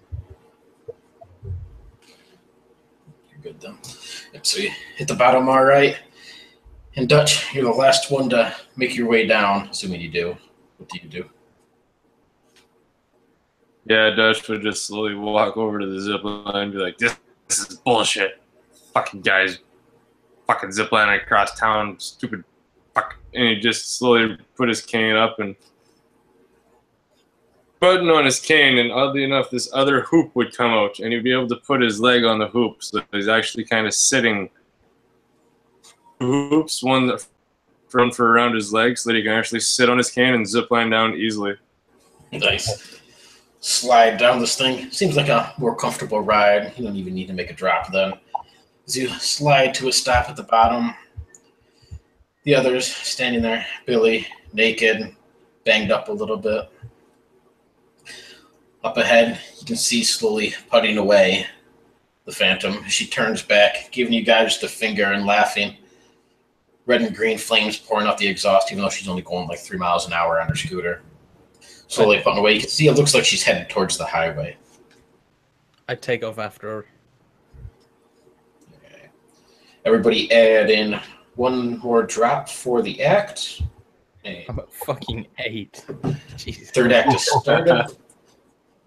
So if you get a 1 this time, you're going to put it in the critical spot. In the second one, you get to describe your character's death. So yeah, you see her putting down the road, slowly picking up speed on the scooter. It looks more badass than it is. It sounds like a Harley. Flames pouring out the back, but it's slowly going. Memphis, you remember that way back when you started this whole cart project, you had a secondary one set up down in that old alleyway. They found out about that and ended up taking away that project. But you still have a cart back there. It has more of a little 4-banger Ford Escort shitty engine, but it's a cart with an engine. Yeah. Well, I'm pretty sure I can hotwire anything. I look round, see. I'm looking out for any sort of muscle cars that are in the area. Oh, give me a challenge roll. Make it an 8. Do I roll all dice or just one? Just 1 dice, and you want an 8 or higher. I got an 8 on the dot. Nice. So yeah, look around. You see some old Jeeps, old shitty cars kind of gathered around all these family station wagons and minivans. At the end of the lot right there, you can see this brand new Camaro Hellfire Cat, glistening cherry red. Looks like an awfully nice vehicle. I think we found our vehicle. I say. And I start walking very slowly towards it. Take a step and pause and get my breath back. Take another 2 steps, pause and get my breath back as I hurry over the parking lot. Okay, I see her making her way towards this beautiful brand new muscle car. In the distance, the Phantom's putting faster and faster, headed out towards the street, towards the highway. I give up on chasing her, considering 3 miles an hour is a hell of a lot faster than I can move. And I'll turn back around and sort of see her making a beeline for the beautiful car, and I'll go and try and see if I can break in and hotwire it, maybe. Yeah. Help Memphis, you get over there. By the time you two of you get over there, Billy, you see a nice large rock, part of the parking curb lying there loose. You can smash this window open. I guess, Memphis, why don't you give me a challenge roll? And if Billy's going to help, just make it a challenge roll 4 to hotwire this thing. A 4? Either you or Memphis, it doesn't matter who rolls. Well, I think it matters because I need to roll 8 d20s if I roll. Now, for a challenge roll, you'd only roll 1. Oh, sweet. I rolled a 3. So Billy tries to budge in front of you, Memphis, getting under there. Clearly, this asshole has absolutely no idea what he's doing. He's crossing wires. You see sparks flying. I spent too much time in England and I hotwired the wrong side. The airbag goes off. Airbag goes off. Lights dim.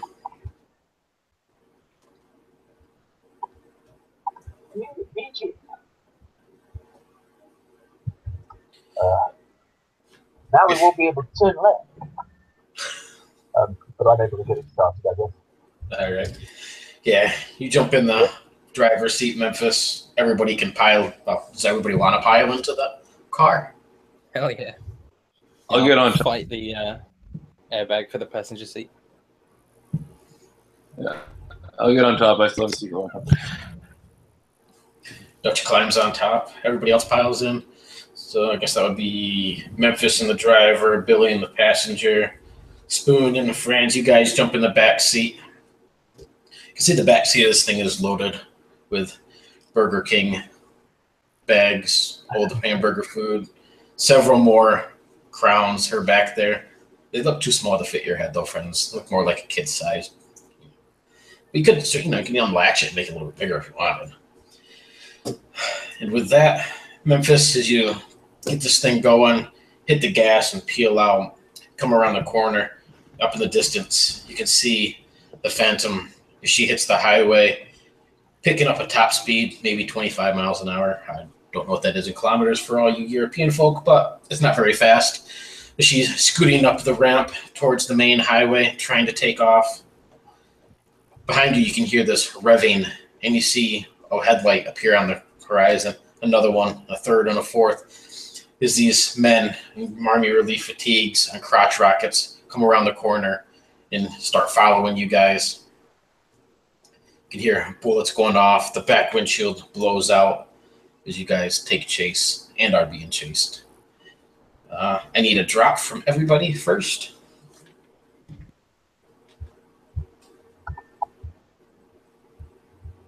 I have bad news, man.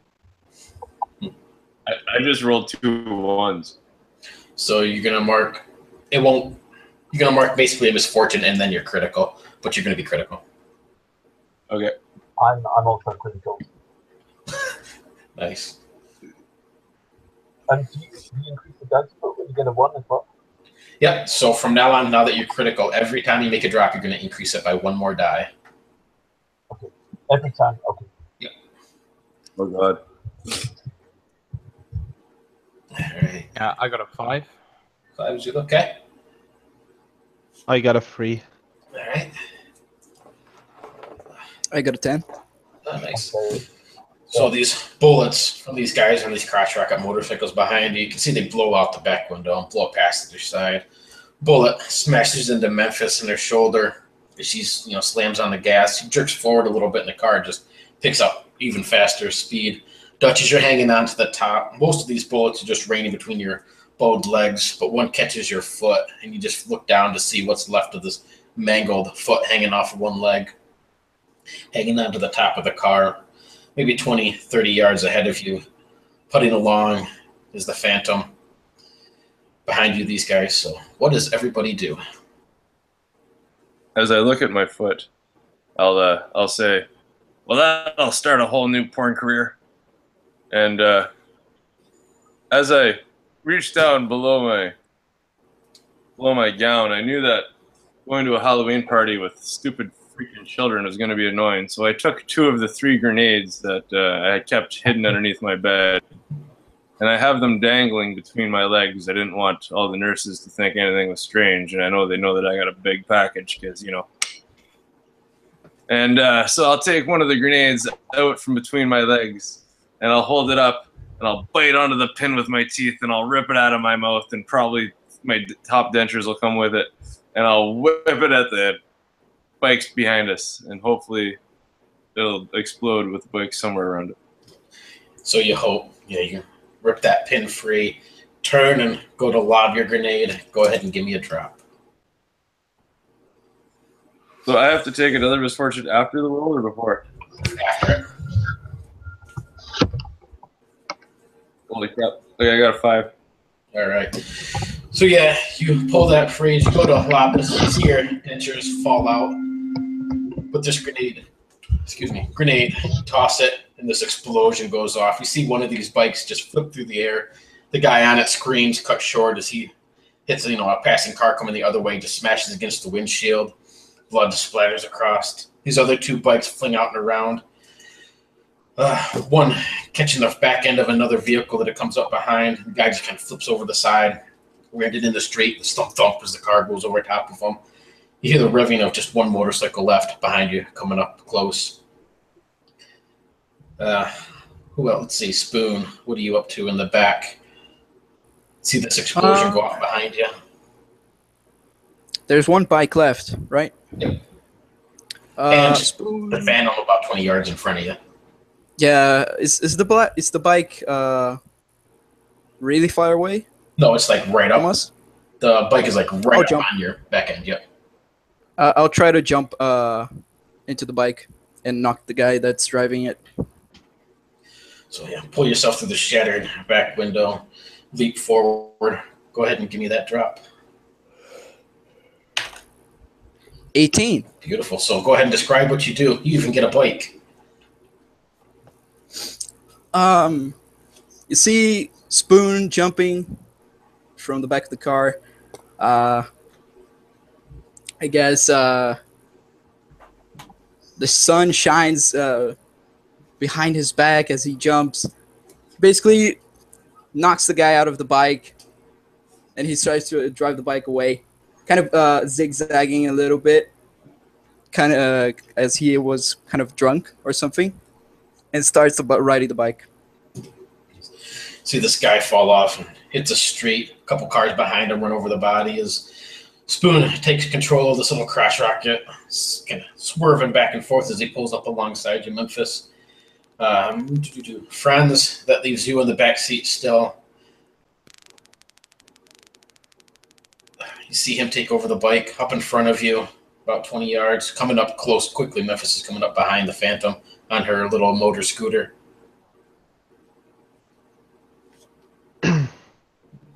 Okay.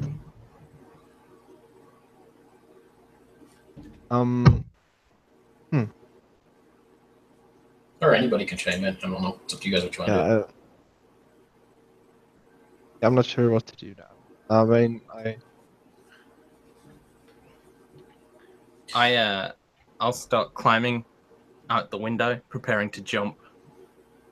If we're getting close to the Phantom, Memphis. I'm gonna prepare to jump. Memphis, as you're speeding up, are you coming up behind her, or what do you do? Is this little scooter in front of you since you're driving?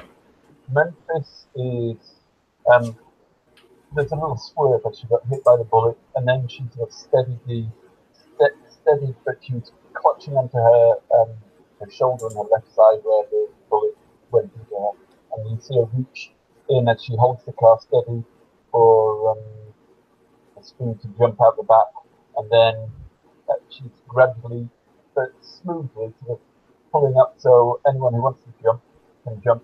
But with her other hand, she reaches into down into her gingham dress, and a few minutes after a bit of a rummage, she pulls out her leopard print rubber bra and attaches one strap to her mirror, and the other strap she hooks over the top of the aerial, and she pulls back the rubber bra so it's at full extension, and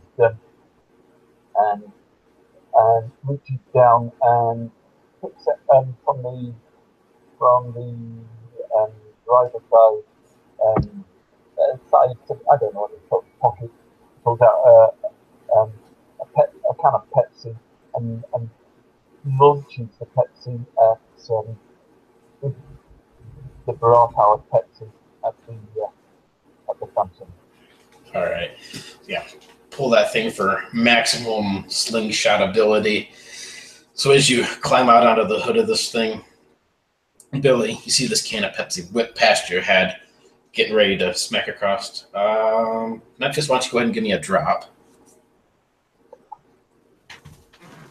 Oh, that is a 5. So just as you're kind of leaning forward, Billy, this can of Pepsi zips past your head, smashes against the back of the Phantom. It just sprays Pepsi foam everywhere. She swerves a little bit, slowing down so that the front of this car comes right up behind her. As you climb out forward, getting ready to jump on, you can see she turns back and she smiles, this wide, toothless sort of smile, and gives you a bit of a wink through the Phantom mask on one side. You see her push the handle and rev back the handle gear of this little motor scooter, and the back end flames on this thing just roar out across you. Go ahead and give me a drop.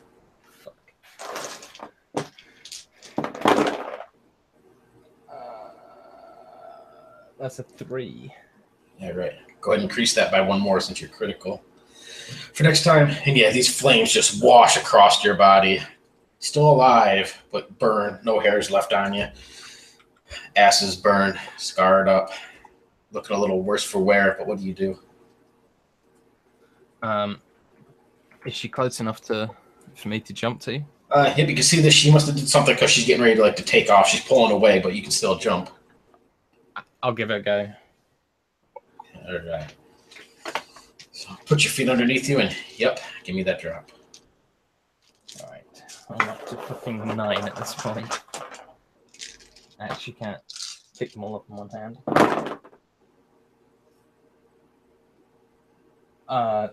4. All right. Go ahead and describe what you do. You trying to get on there with her? Yeah. I mean, I don't know how far I'm All right. alive, but basically I want to jump on the back. All right, yeah, you can feel these waves of flames just wash over you.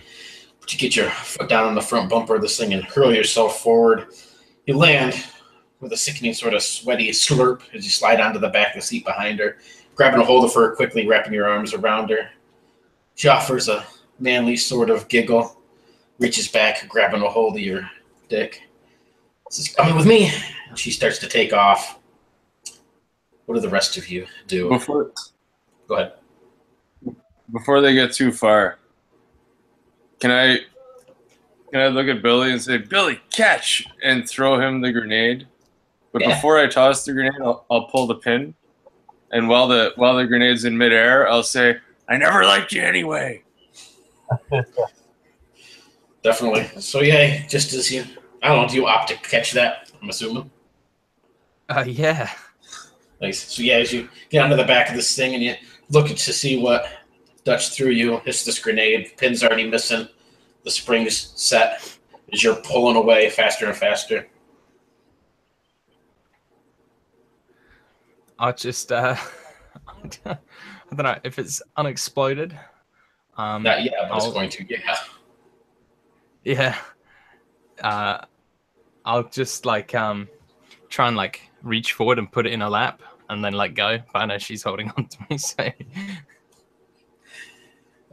fucked either way. So yeah, you drop that and she looks down as you try to pull you away, but she's got a hold of you. Well, not letting go, so you're just kind of hanging off the back so she has a hold of you.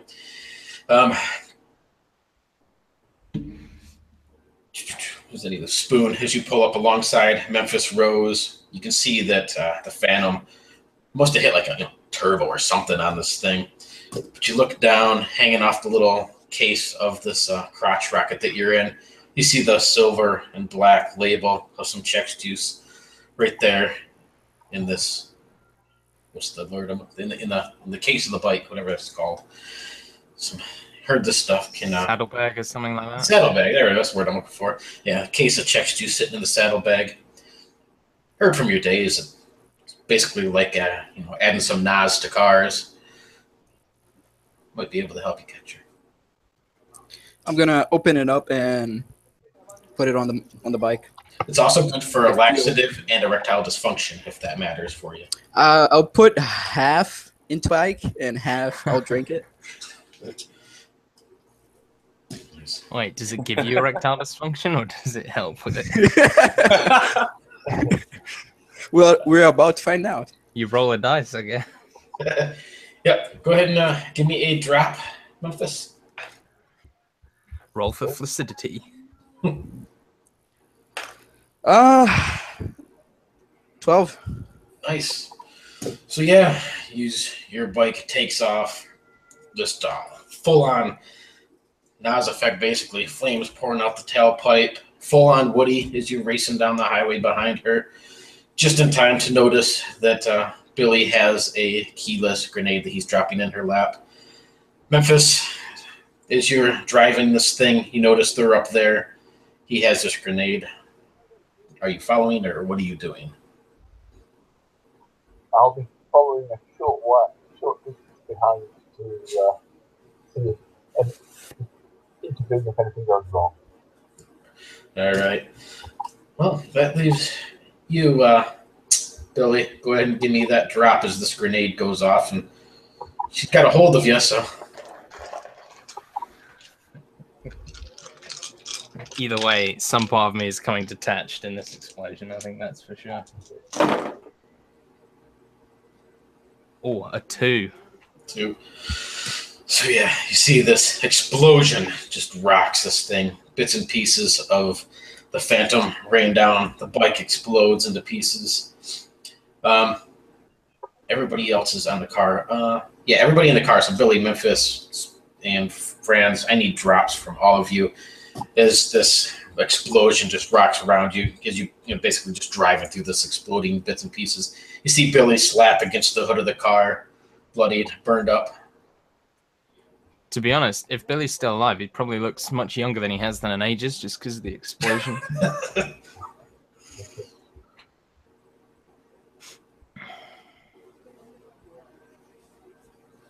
And actually, did you need Spoon? one from me? Sorry. Nope, you're good for the moment. Just everybody else. So, Cool. Memphis, Dutch, Franz, as you guys in the car, and Spoon as you pulled up alongside him and realized what it was. Go ahead. Do I have to worry about it? Yep, because you're on the top of the car as you're going through the flames. I'm dead. All right. But I have a great ending. All right. Let's see. Memphis, what did you get? 2. You're good. And Franz? I got a 1, but it's my first one ever. So you're just critical. All just right. critical. Nice. So you guys see this explosion go off as this grenade goes. Billy slaps onto the hood of this Camaro as Memphis slows down. The rain and wreckage kind of coming down around you. Dutch, I'll let you go ahead and describe what happens. How do you get caught in this? All right. So this is a grenade to Billy on the back of the bike, and he realizes Memphis Rose isn't slowing down at first. She's actually speeding up to come alongside this villain in her scooter. He basically realizes that this is the end, my friend, and Dutch will stand up on the top of the car as fast as it's going. He'll be waving in the wind as hard as he can on one foot and one stub of his bowed legs. And he'll be standing there with his arms outstretched, and he says, "So this is how I die. I've had fun while I've been here. It's fitting that I die on a car." And when the bomb goes off, Dutch is blown to the left. I would imagine the bike's on the right of the car, and Dutch is blown off to the opposite side of the car and smacks against the building. And it's kind of like hung up because of the splattering gore of his body is basically just sticking him to the side of the bricks of the building. And then as he slowly peels off and hits the ground, and he's dead. You just see the bloody silhouette and gore of what's left of him slowly dribbling down the wall. Billy, as you slam under the hood of the car, give me one last drop. Well, okay. This is it. I'm going to roll 9 ones. Can I take one away from him? Oh. In your rules, I read something about that. Oh, yes, because you're dead. Yeah, you can take one off of him. Yeah, because you might. Well, I already rolled, so do you want me to re-roll? Yeah. One of them was a 1. Yep, go ahead. Okay. And do it as 8 of them. Yep. How do you inspire him, or what happens for you to take away off 1? I think that Billy remembers that Dutch always being a little bit of an asshole was never being personal in his hatred for him, and that even though he tossed him a live grenade, he still realizes that Dutch at one point loved him and they were great friends. And so in his spirit, he forgives him inside and then and gets the motivation that he needs. And does Billy get that motivation? So as that happens, Billy kind of hears him, turns around, up like one tear sort of coming from his eye, and he sort of just has his arms open, in this mutual moment of sort of love and mutual respect, and he's just decapitated by a road sign at the exact moment he stands up.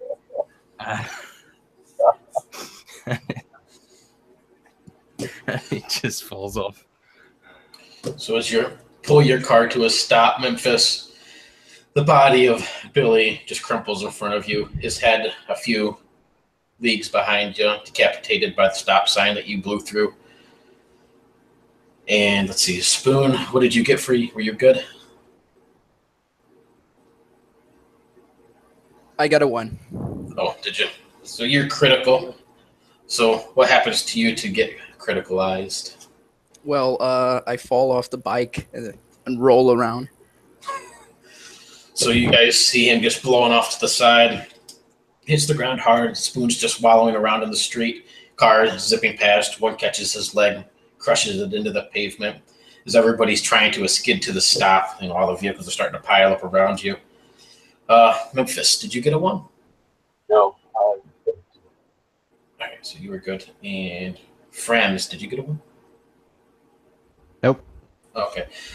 So you guys are good. So what is Franz in Memphis? As you come to a stop, Memphis, you can see Billy's decapitated body lying on the hood, his head behind you. Dutch's body splattered against the side of the building. Spoon rolling around in the middle of the road, his legs run over. But the Phantom is blown into pieces on the positive side. Just shocked to this has been a bloody mission, and they've lost 2 of her teammates and bingo team as well. It's shocked her deeply. So she gets out. She reverses up to Spoon, who's rolling around on the floor, and in the distance she hears the ambulances, the siren of the wailing of the ambulance sirens, and the sirens coming her way. And she takes out a collecting bag and hands around a drink for everyone to recover until what he's done by the ambulance. Just in the back of her mind, she's thinking an ambulance will be a much more comfortable way to go to Las Vegas. And friends, as you get out of the car, 2 of your friends dead. You see a few more pieces of the Phantom rain down around you, and her pants that she was wearing kind of drift down beside you. And you see the pockets full of bingo tickets, a pair of tickets to Vegas, just 2. And it looks to be a love letter written to Prince Franz Ferdinand, how she loved you so and wished that you would have made her your princess. That's all she ever wanted. Addressed, stamped with her signet ring, but never delivered.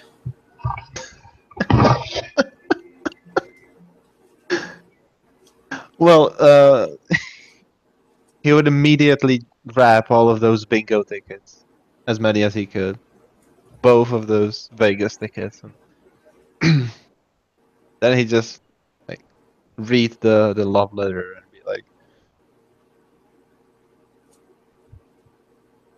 "Hey, I'm married. Am I not? Who is she again?" And looks at Memphis confused, like, I'm Memphis, you crazy old fool. "Yeah, but who is she?" I'm Memphis, you crazy old fool. "I thought your name was Sophie, my wife." "No?" You play your cards right, son, and then you might be. Okay, dragging him into the ambulance, then he finally arrives.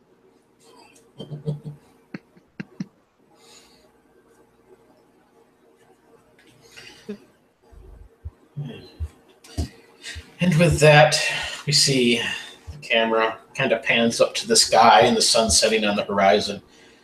In this image of an airplane flying overhead. You only had 2 tickets.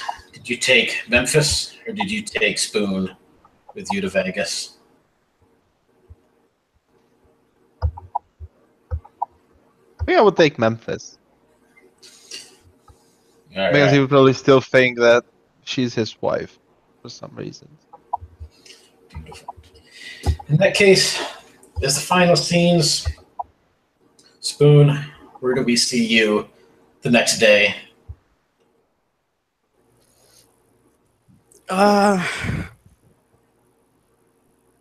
You see Spoon back at the same asylum.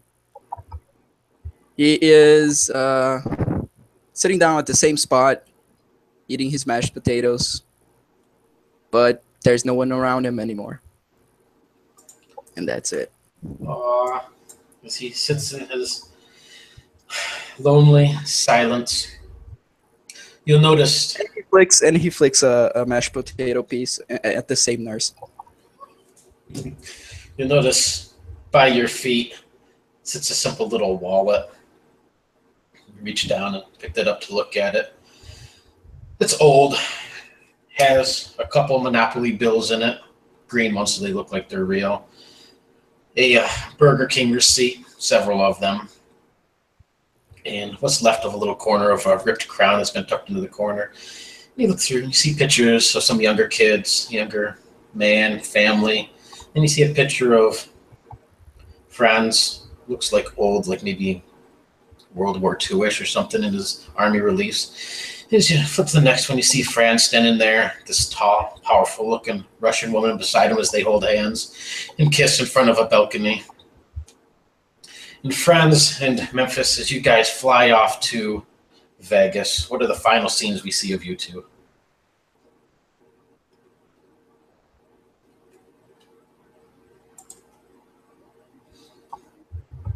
Well, playing bingo, of course.